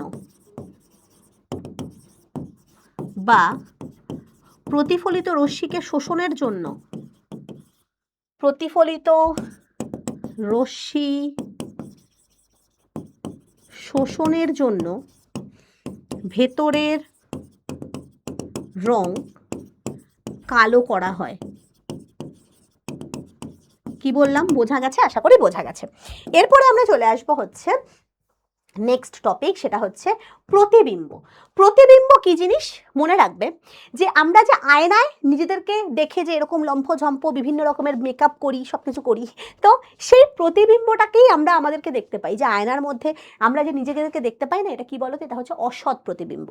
নিজেরাই নিজেদেরকে দেখতে পাওয়া, এগুলো হচ্ছে অসৎ প্রতিবিম্ব। বা আমরা যে সিনেমার হলের যে পর্দায় যে হিরো হিরোইনকে যে দেখতে পাচ্ছি, ওটাও কিন্তু এক ধরনের প্রতিবিম্বকেই আমরা দেখতে পাই। ওখানে কি সত্যি সত্যি হিরো হিরোইন দৌড়াচ্ছে না, তো ওখানে কিন্তু আমরা মেনলি প্রতিবিম্বকে দেখতে পাই, ওটা হচ্ছে সৎ প্রতিবিম্ব। আর আমরা আমাদের যে আয়নায়, বাড়ির আয়নায় যে দেখতে পাই, সেটা হচ্ছে অসৎ প্রতিবিম্ব। তো কিভাবে তৈরি হয় প্রতিবিম্ব একবার দেখে নাও। তো প্রতিবিম্ব মেনলি তৈরি হয় হচ্ছে আলোকরশ্মির যখন প্রতিফলন এবং প্রতিসরণ, যাই হোক, প্রতিফলন হলে প্রতিফলন, যদি প্রতিসরণ হয়, প্রতিসরণটা তো আমি এখনো পড়াবো। তো প্রতিফলনের পর যখন আলোকরশ্মি একটা বিন্দুতে এসে মিলিত হয়, সেই বিন্দুতে তৈরি হয় হচ্ছে প্রতিবিম্ব। কিভাবে দেখে নাও, ধরো এরকম একটা দর্পণ রয়েছে, এটা হচ্ছে তোমাদের বাড়ির আয়না। এখানটায় একটা বস্তু রয়েছে, এইখানে একটা তোমাদের একটা, এখানটায় একটা তুমি বস্তু নিয়েছো, ঠিক আছে? এইটা হচ্ছে অবজেক্ট। এই অবজেক্টের প্রতিবিম্ব তুমি আয়নায় দেখতে চাও, কি হবে? এখান থেকে আলোক রশ্মি যাবে, এখান থেকে সোজাভাবে একটা আলোক রশ্মি বস্তু থেকে গিয়ে ওটা আয়নায় গিয়ে পড়বে, এরকমভাবে আয়নায় গিয়ে পড়বে, ঠিক আছে? আরেকটা আলোক রশ্মি এরকমভাবেও যাবে, অসংখ্য আলোক রশ্মি যায় না, সেটা এরকমভাবে প্রতিফলিত হয়ে যাবে, রাইট? প্রতিফলন হবে না, এভাবে প্রতিফলন হবে। আর মনে রাখবে, এই যে যেটা সোজা লম্বালম্বি গিয়ে পড়লো, সে কিন্তু প্রতিফলিত হয়ে এরকম পেছন দিকেই আবার ব্যাক করে, এটাকে বলা হয় লম্ব প্রতিফলন। যে সোজাসুজি যদি লম্বালম্বিভাবে যদি কোনো আলোক রশ্মি এসে দর্পণের ওপর পড়ে, একদম সোজা অভিলম্ব বরাবর যদি পড়ে, সেটা অভিলম্ব বরাবরই আবার ফেরত চলে যায়। এটাকে আমরা কি বলি? লম্ব আপাতন। এক্ষেত্রে প্রতিফলনটা সোজাসুজিই হয়। এক্ষেত্রে আই মানে আপাতন কোণের মান 0, আর প্রতিফলন কোণের মানও 0 থাকে সবসময়, এটাকে বলা হয় লম্ব আপাতন। এই কেসটাও তাই হয়েছে, এই যে লম্বভাবে এসে পড়েছে এবং লম্বালম্বি ফেরত চলে যাচ্ছে। এবার দেখো খেয়াল করে, এই যে দুটো রশ্মি, যেটা দুটো প্রতিফলিত রশ্মি, একটা হচ্ছে এই রশ্মিটা, একটা এরকমভাবে ফেরত যাচ্ছে এই রশ্মিটা, এই দুটো প্রতিফলিত রশ্মি মানে সত্যি সত্যি কখনো মিলিত হতে পারে না, কারণ এরা দুজন দুদিকে চলে যাচ্ছে। দেখ, একজন যাচ্ছে এইভাবে, আরেকজন যাচ্ছে এইভাবে। দুটো রশ্মি সত্যি সত্যি কখনো মিলিত হতে পারে? কারণ দুজন তো দুদিকে ছড়িয়ে যাচ্ছে। তখন আমরা মিলিত করার জন্য কি করব? এই রশ্মিগুলোকে পেছন দিকে বর্ধিত করব। এই যে রশ্মিটাকে আমরা পেছন দিকে বর্ধিত করব। দেখা যায় একটা বিন্দুতে ইমাজিনারি ভাবে রশ্মিগুলো, যেটা প্রতিফলিত রশ্মিগুলো ইমাজিনারি ভাবে একটা বিন্দুতে এসে মিলিত হয়, সেই বিন্দুতেই তৈরি হয় অসৎ বিম্ব। অসৎ বিম্ব তার মানে প্রতিফলিত বা প্রতিসৃত রশ্মিগুচ্ছ যদি সত্যি সত্যি মিলিত হয়, কোথায় সত্যি মিলিত হয় দেখিয়ে দিন ম্যাম। একদম ধর এরকম ভাবে একটা অবতল দর্পণ তুই নিলি, ঠিক আছে? অবতল দর্পণ থেকে এরকম ভাবে সমান্তরাল রশ্মিগুচ্ছ এসে পড়ছে, এরকমভাবে সমান্তরাল রশ্মি আসছে। প্রতিফলনের পর কি হবে জানিস? এরকমভাবে একটা প্রতিফলন হবে, এরকমভাবে একটা প্রতিফলন হবে। দুটো প্রতিফলিত রশ্মি দেখ একটা বিন্দুতে এসে সত্যি সত্যি মিলিত হয়েছে। এখানে দেখ সত্যি মিলিত হয়েছে, এই জন্য এইখানটায় তৈরি হয় হচ্ছে সদ প্রতিবিম্ব। এটা কি? এটা হচ্ছে আমাদের সদবিম্ব। সদবিম্ব যেটায় প্রতিফলিত রশ্মিগুলো সত্যি মিলন হয়েছে, সত্যি মিলন হয়েছে। আর এখানে কিন্তু অসৎ বিম্বে সত্যি মিলিত হয়নি, সত্যি মিলিত হয়নি। আমরা ইমাজিনারি ভাবে এটাকে দুটোকে পেছন দিকে এক্সটেন্ড করেছি, একটা বিন্দুতে এসে ইমাজিনারি ভাবে মিলিত করেছি। ভার্চুয়াল ইমেজ এই কারণেই বলে, কারণ আমরা আমাদের ইমাজিনারি ভাবে, মানে কি বলবো, ওটাকে অপসৃত হচ্ছে বলে মনে হয়। আমরা মনে করছি যেন এই দিক থেকে আরো দুটো বেরিয়ে চলে আসছে, তাই যেহেতু সত্যি সত্যি মিলিত হচ্ছে না, তাই অসৎ বিম্ব। যেখানে সত্যি মিলিত হচ্ছে সেখানে সৎবিম্ব। তাহলে প্রতিবিম্ব কি জিনিস? যখন প্রতিফলনের পর, এখানে আমি প্রতিফলন দিয়ে দেখিয়েছি কারণ প্রতিফলনটা যেহেতু পড়াইনি, প্রতিফলনের পর প্রতিফলিত রশ্মি যে বিন্দুতে এসে মিলিত হয়, সেই বিন্দুতে বস্তুর প্রতিবিম্ব সৃষ্টি হয়। এবং মনে রাখবে, এটা তো আয়নায়, এটা হচ্ছে আমাদের আয়নায়। আয়নাতে যে প্রতিবিম্বটা সৃষ্টি হচ্ছে সেটা সবসময় অসৎ বিম্ব হয়। এবং এই অসৎ বিম্ব দেখ, আয়না থেকে বস্তুর যা দূরত্ব, বস্তু থেকে আয়নার যা দূরত্ব, সেম দূরত্বেই কিন্তু প্রতিবিম্বটাও সৃষ্টি হয়, মাথায় রাখবে।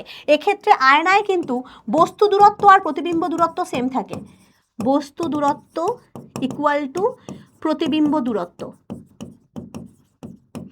আয়নার ক্ষেত্রে এটা কিন্তু শুধুমাত্র আয়নার ক্ষেত্রে হয়, যে বস্তু যদি আমি ধরলাম 2 সেন্টিমিটার দূরে থাকে, প্রতিবিম্বটাও 2 সেন্টিমিটার দূরেই আয়না থেকে উৎপন্ন হবে। আশা করি বোঝা গেছে? ঠিক আছে, তাহলে এই হচ্ছে আমাদের প্রতিবিম্ব। প্রতিবিম্বর এখানে দেখ আমি সদ্বিম্ব, দু রকমের ভাগ হয়, সদ্বিম্ব অসদ্বিম্ব।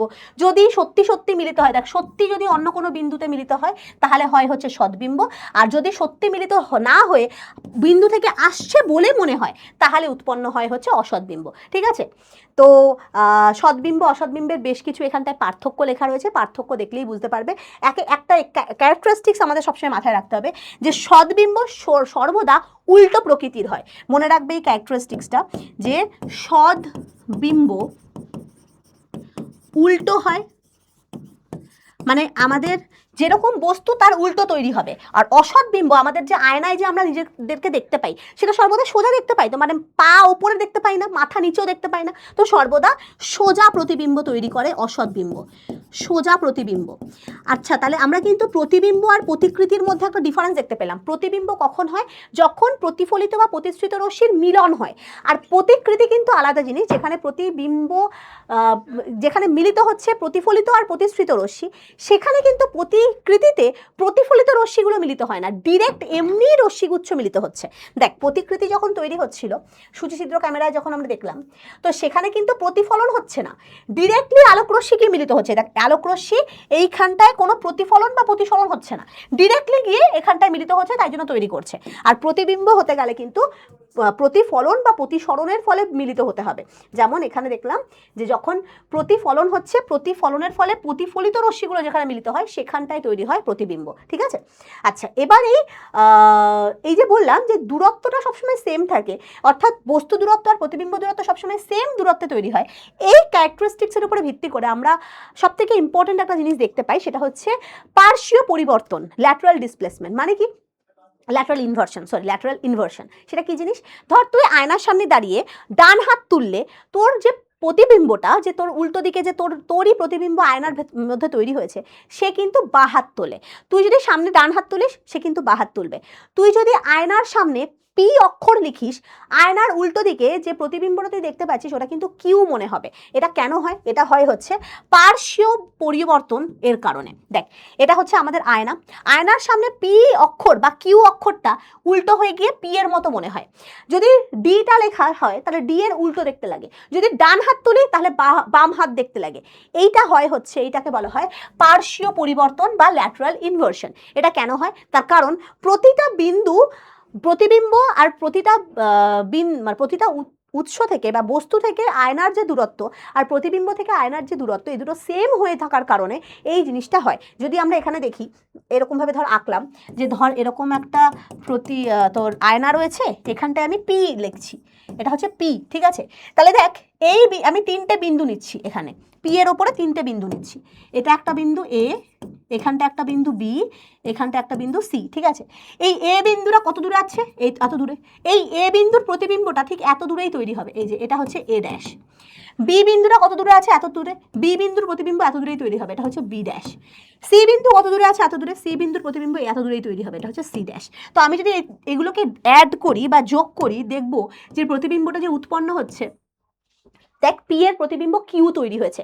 এটা কেন হয়েছে? যেহেতু বস্তু দূরত্ব আর প্রতিবিম্ব দূরত্ব সেম, তাই জন্য সবসময় এটা উল্টে চলে যায়। আর এটা সব লেটারের ক্ষেত্রে উল্টায় না, যেগুলো একদম প্রতিসম লেটার তারা কিন্তু উল্টায় না। যেমন এ, তারপরে হচ্ছে তোর এক্স, তারপরে ও, টি, এইচ, এগুলোকে বলা হয় প্রতিসম বস্তু।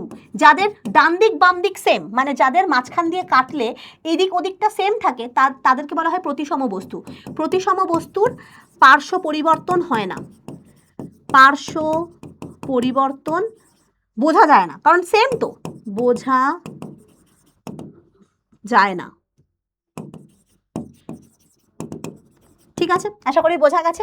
এটা একমাত্র পি কিউ তারপরে কিউ ডি ই এগুলোর ক্ষেত্রে, যেগুলো প্রতিসম নয় তাদের ক্ষেত্রে এই পার্শ্বীয় পরিবর্তন বোঝা যায়। আর পার্শ্বীয় পরিবর্তনের সবথেকে ইম্পর্টেন্ট অ্যাপ্লিকেশন হচ্ছে আমরা অ্যাম্বুলেন্স যে লেখা থাকে সেটা কিন্তু উল্টো করে লেখা থাকবে। দেখবে অ্যাম্বুলেন্সের গাড়িতে অ্যাম্বুলেন্স কথাটা উল্টো লেখা থাকে।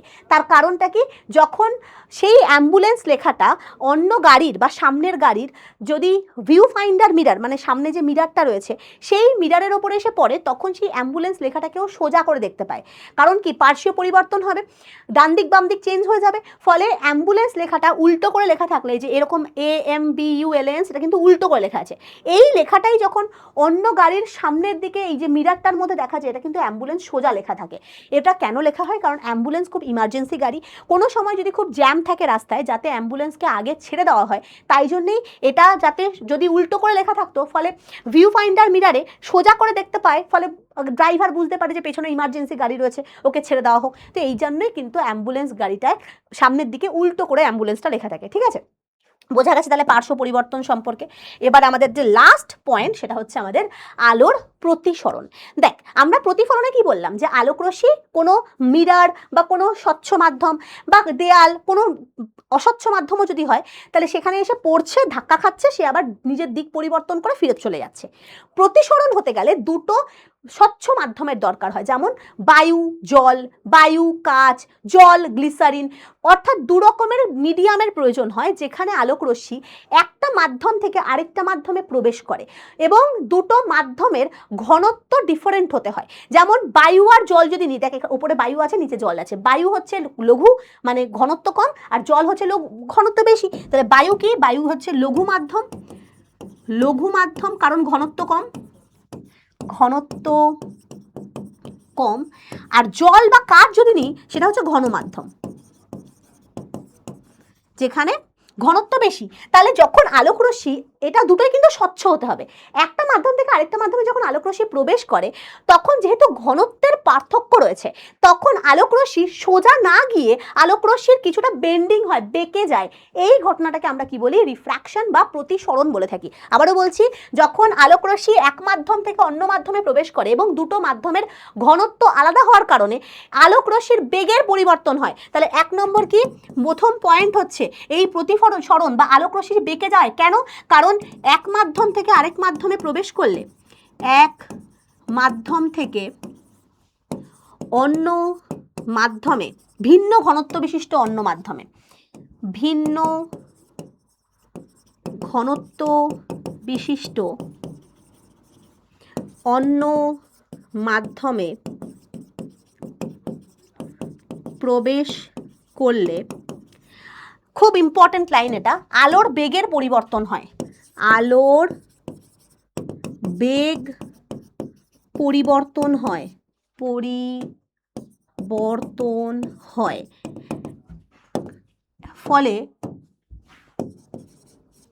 ফলে আলো বেঁকে যায়। এই বেঁকে যাওয়াটাকেই আমি কি বলি, প্রতিসরণ বলে থাকি। এবার এটা কেন হচ্ছে ভালো করে দেখো। দেখো, আলোক রশ্মি আমি ধরলাম এটা হচ্ছে বিভেদ তল, ওপরে আছে বায়ু যেটা লঘু মাধ্যম, ঠিক আছে, নিচে আছে জল যেটা ঘন মাধ্যম। এইটা যে সেপারেটিং মিডিয়াম, এটাকে বলা হয় বিভেদ তল, এটাকে বলা হয় বিভেদ তল। তো ধর আলোক রশ্মি তির্যকভাবে এসে এরকমভাবে পড়লো বায়ু থেকে জলে, ওর চলে যাওয়ার কথা ছিল এরকম সোজাসুজিভাবে, কিন্তু যেহেতু বায়ুতে আলোর বেগ কত জানিস, 3 × 10⁸ মিটার/সেকেন্ড। এটা কি, এটা হচ্ছে সি দিয়ে রিপ্রেজেন্ট করা হয় আলোর বেগ। কোথায়? বায়ুতে।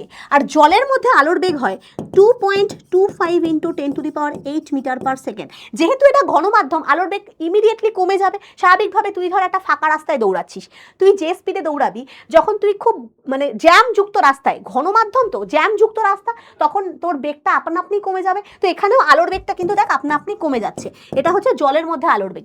যেহেতু আলোর বেগটা কমে গেল, তাহলে কি লিখবো, লঘু থেকে ঘনতে গেলে আলোর বেগটা কি হয়ে যাচ্ছে, ঘন মাধ্যমে গেলে আলোর বেগ কমে যায়, আলোর বেগ কমে। আর ঘন থেকে লঘুতে গেলে কি হয়, আলোর বেগ বাড়ে। এই যে বেগের পরিবর্তনের কারণে আলোটা কি হবে জানিস, একদম বেঁকে যাবে। এই বেঁকে যাওয়ার ইয়েটাকেই আমরা কি বলি, এই ফেনোমেনাটাকেই আমি বলে থাকি হচ্ছে প্রতিসরণ। মনে রাখবে, এই যে বেঁকে গেল, আর এটা আমি আঁকছি, এটা হচ্ছে অভিলম্ব। এই এক্স ওয়াই এটা হচ্ছে বিভেদ তল।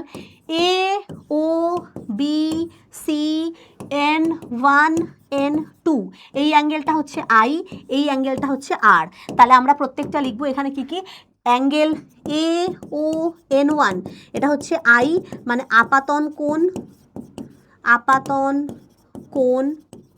অ্যাঙ্গেল BON2, BON2 এটা হচ্ছে প্রতিসরণ কোণ, এখানে কিন্তু প্রতিসরণ হচ্ছে, প্রতিসরণ কোণ।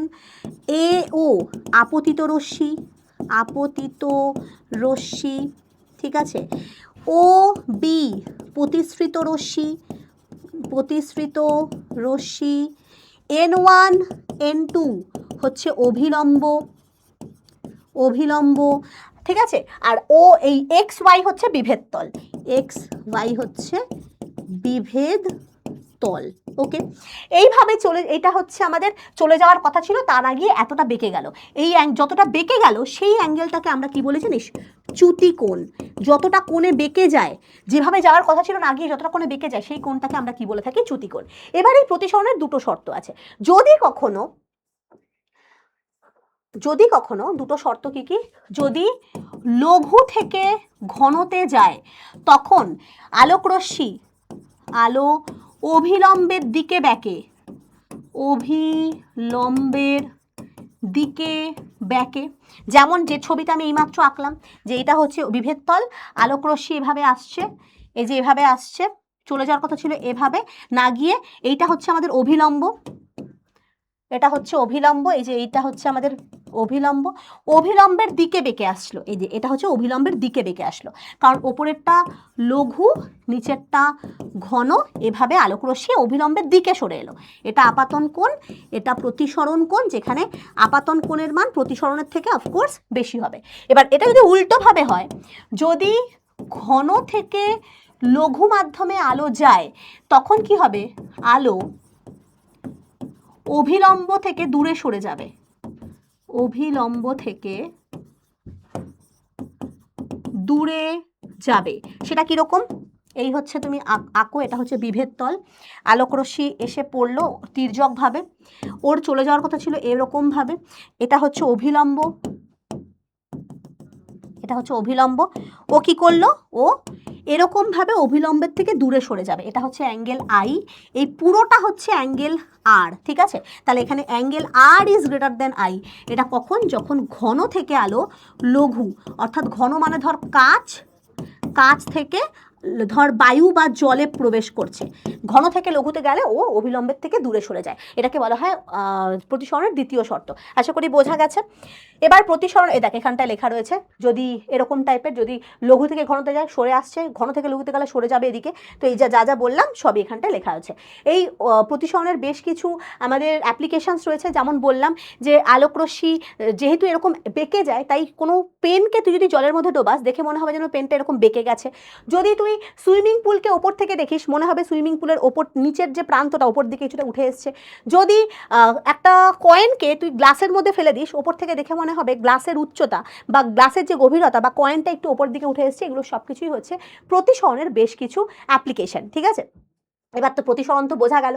এবারে আমরা এখানে দেখা আছে যে পেনটা বেঁকে গেছে, তারপরে হচ্ছে এই যে কয়েনটা কিছুটা উপর দিকে উঠে এসছে, ঠিক আছে। এগুলো সবই হচ্ছে আমাদের প্রতিসরণের বেশ কিছু application. And the last one, সেটা হচ্ছে আলোর বিচ্ছুরণ। এই আলোর বিচ্ছুরণ করানোর জন্য আমাদের একটা প্রিজমের প্রয়োজন। এটা কি, এটা হচ্ছে আমাদের প্রিজম, প্রিজম, ঠিক আছে, কাচের তৈরি হয়। যখন সূর্য থেকে সাদা বর্ণের আলোকরশ্মি আসে, সাদা বর্ণ, সাদাটা হচ্ছে একটা বহুবর্ণী বর্ণ, বহুবর্ণী আলো, কারণ সাদা বর্ণের মধ্যে 7টা আলো মিশে থাকে। 7টা কি কি, বেনিয়া সহ কলা, অর্থাৎ যে ভিবজিওর রামধনুর যে 7টা বর্ণ, একটা সাদা বর্ণের মিশ্রিত বর্ণ, সাদা হচ্ছে এই 7টা বর্ণের মিশ্রিত বর্ণ, যাকে আমরা বহুবর্ণী আলো বলি। এবং প্রতিটা বর্ণ যখন এই বা সাদা বর্ণ যখন প্রিজমের মধ্যে দিয়ে পাস করার চেষ্টা করে, তখন দেখা যায় অদ্ভুতভাবে এটা উল্টো করে, এটার কালারটা উল্টো হয়ে গেছে, লালটা ওপরে হবে বেগুনিটা নিচে হবে, ঠিক আছে। এটা আমি এঁকে দিচ্ছি, এটা কিন্তু উল্টো আছে আঁকা। এই হচ্ছে আমাদের প্রিজম। প্রিজমের মধ্যে এসে আলো যেই না পড়লো, সাদা বর্ণের আলো এসে যখন পড়ে এরকমভাবে, তো সাদা বর্ণের আলোটা 7টা কালারে ভেঙে যায়। এই যে লাল, এই হচ্ছে লাল গেল, লাল, আর লাস্টেরটাই আমি আঁকছি, এই হচ্ছে বেগুনি। কারণটা কি জানিস? কারণটা হচ্ছে যখন প্রিজমের মধ্যে দিয়ে আলোটা পাস করে সাদা বর্ণের আলো, তখন সাদা বর্ণের আলোর প্রতিটার বেগ ভিন্ন ভিন্ন হয়ে যায়। প্রিজমে সাদা আলো পাস করার সময়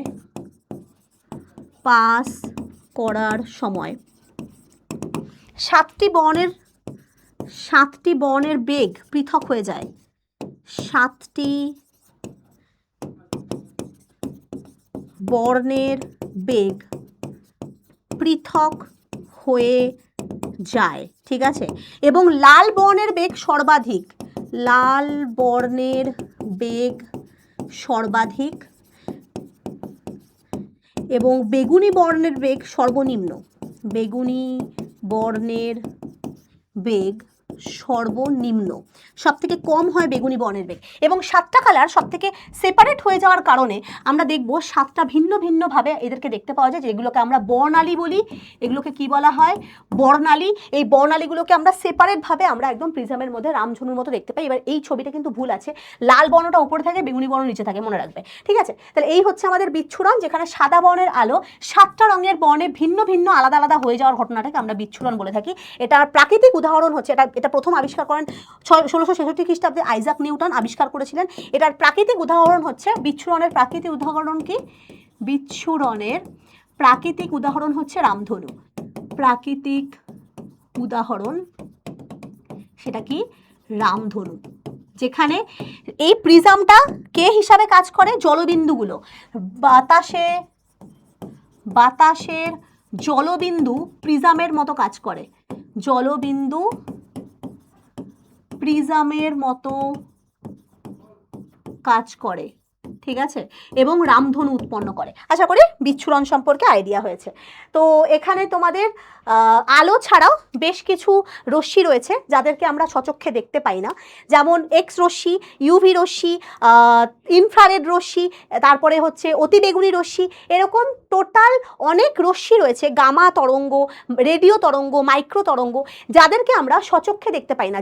শুধুমাত্র লাল থেকে বেগুনি 7টা বর্ণের কালারকেই আমরা স্বচক্ষে দেখতে পাই, যেটাকে আমরা দৃশ্যমান আলোক তরঙ্গ বলি। আলো ছাড়াও আমাদের দৃশ্যমান তরঙ্গ ছাড়াও আমাদের আরও 6টা তরঙ্গ রয়েছে, যেমন X, UV, gamma, infrared, micro, radio. এদেরকে আমরা স্বচক্ষে দেখতে পাই না, এদেরকে আমরা তড়িৎ চুম্বকীয় তরঙ্গ বলি, এদের হাই এনার্জি সম্পন্ন। এদের কিছু ক্ষতিকারক দিক রয়েছে, যেমন ইউভি রশ্মির ক্ষতিকারক দিক হচ্ছে স্কিনের আমাদের ক্যান্সার তৈরি করে, চোখের ছানি তৈরি করে, শালক সংশ্লেষে বাধাপ্রাপ্ত করে জীবদের। তো এগুলো হচ্ছে ইউভি রশ্মির ক্ষতিকারক দিক। এক্স রশ্মি, যেমন এক্স রশ্মির ভালো দিক রয়েছে, যেমন এক্স রশ্মি আমাদের হাড় ভেদ করে যেতে পারে না, চামড়া ভেদ করতে পারলেও এক্স রশ্মি হাড় ভেদ করতে না পারায় আমরা হাড়ের কোথাও যদি ফ্র্যাকচার হয়, ভেঙে যায়, আমরা এক্স রে করি, প্রতিবিম্ব তৈরি, রেডিওগ্রাফি আমরা দেখতে পাই। এবং এক্স রশ্মি কিন্তু ক্ষতিকারক দিক হচ্ছে আমাদের চামড়ায় ক্যান্সারের সৃষ্টি করতে পারে, সেল ড্যামেজ করতে পারে। তো এই সমস্ত রশ্মিগুলো, যেমন গামা রশ্মি প্রচণ্ড হাই এনার্জেটিক হওয়ার কারণে এগুলো কিন্তু ক্যান্সার সৃষ্টিকারী। তো এগুলো হচ্ছে সমস্ত এই সকল রশ্মির কিছু ক্ষতিকারক প্রভাব। এবারে আমাদের কিছু ভালো দিক, যেমন এখানে দেখ রয়েছে এক্স রশ্মির বা অতিবেগুনি রশ্মির কিছু ক্ষতিকারক প্রভাব, যেটা ডিরেক্টলি যদি আমাদের পৃথিবীতে এসে পড়ে তাহলে কিন্তু প্রচুর মানুষের স্কিন ক্যান্সার হবে, বন্ধ্যাত্ব দেখা দেবে, বাচ্চা কাচ্চা হবে না, তারপরে উদ্ভিদের শালক সংশ্লেষ ঘটবে না। তো ইউভি রশ্মি আমাদের আমাদের পৃথিবীর পক্ষে খুবই ক্ষতিকারক। এবং ইউভি রশ্মিকে বাধাপ্রাপ্ত করছে হচ্ছে আমাদের পৃথিবীর অ্যাটমসফিয়ার বা বায়ুমণ্ডলে থাকা ওজোন স্তর। ওজোন স্তর ইউভি রশ্মিকে আমাদের আসতে দিচ্ছে না, কিন্তু দুঃখের বিষয় হচ্ছে ওজোন অণুর ঘনত্ব কিন্তু ক্রমাগত কমতে থাকছে, বিকজ আমাদের কার্যকলাপ বা আমরা যে সিএফসি ক্লোরোফ্লুরোকার্বন, তারপরে নাইট্রোজেনের বিভিন্ন অক্সাইড, এই সমস্ত গ্যাসের কারণে ওজোন যে স্তরটা সেটা ক্রমাগত ক্ষয়প্রাপ্ত হওয়ার কারণে ইউভি রশ্মি ডিরেক্টলি এখন ঢুকতে পারছে। ওজোন লেয়ারটা আস্তে আস্তে পাতলা হয়ে যাওয়ার কারণে ইউভি রশ্মি সূর্য থেকে পৃথিবীতে ডিরেক্ট ঢুকছে, যার ফলে আমাদের কিন্তু প্রচুর রোগের প্রাদুর্ভাব ঘটছে, ঠিক আছে। এটা হচ্ছে বেশ কিছু আমাদের ওজোন স্তরের অ্যাপ্লিকেশন। আর অতিবেগুনি রশ্মি দেখতে পাচ্ছি যে চামড়ায় পড়লে ক্যান্সার সৃষ্টি হতে পারে, আর এক্স রশ্মি চামড়ায় পড়লে কোষ সেল ড্যামেজ করে সেটা কিন্তু ক্যান্সার সৃষ্টি করতে পারে, ঠিক আছে। তাহলে আমরা কিন্তু এখানে বেশ কিছু ক্ষতিকারক প্রভাব দেখে নেব। আর আমাদের আলোর প্রাণীদের ক্ষেত্রে কি মানে উপযোগিতা রয়েছে।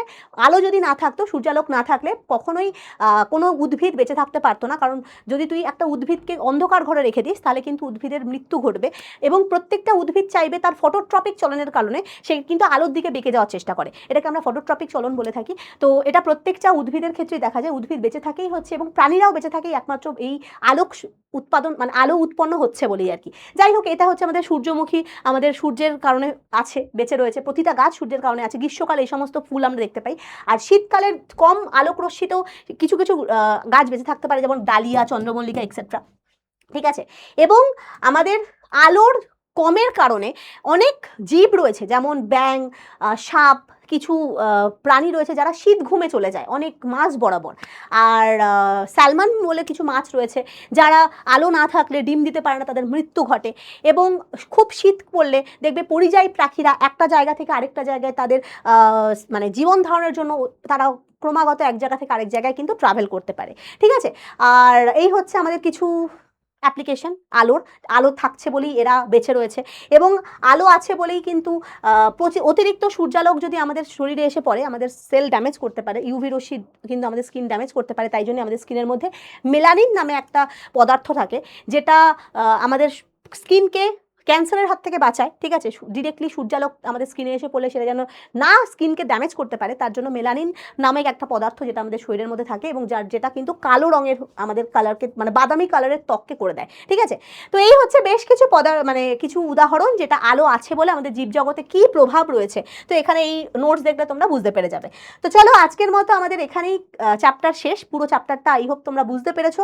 প্রতিটা জিনিসই বোঝা গেছে। এখানে কিছু পার্থক্য লেখা রয়েছে, প্রতিফলন আর প্রতিসরণের পার্থক্য। তো এটা আমরা পড়ে নিতে পারবো, কোনো অসুবিধা হবে না। আর এখানে দেখবে প্রতিবিম্ব আর ছায়ার মধ্যে কিছু পার্থক্য রয়েছে, আর সদ্বিম্ব অসদ্বিম্বের পার্থক্য আমি কিন্তু আগেই বলে দিয়েছি। তো বাস এই ছিল তোমাদের আজকের চ্যাপ্টার।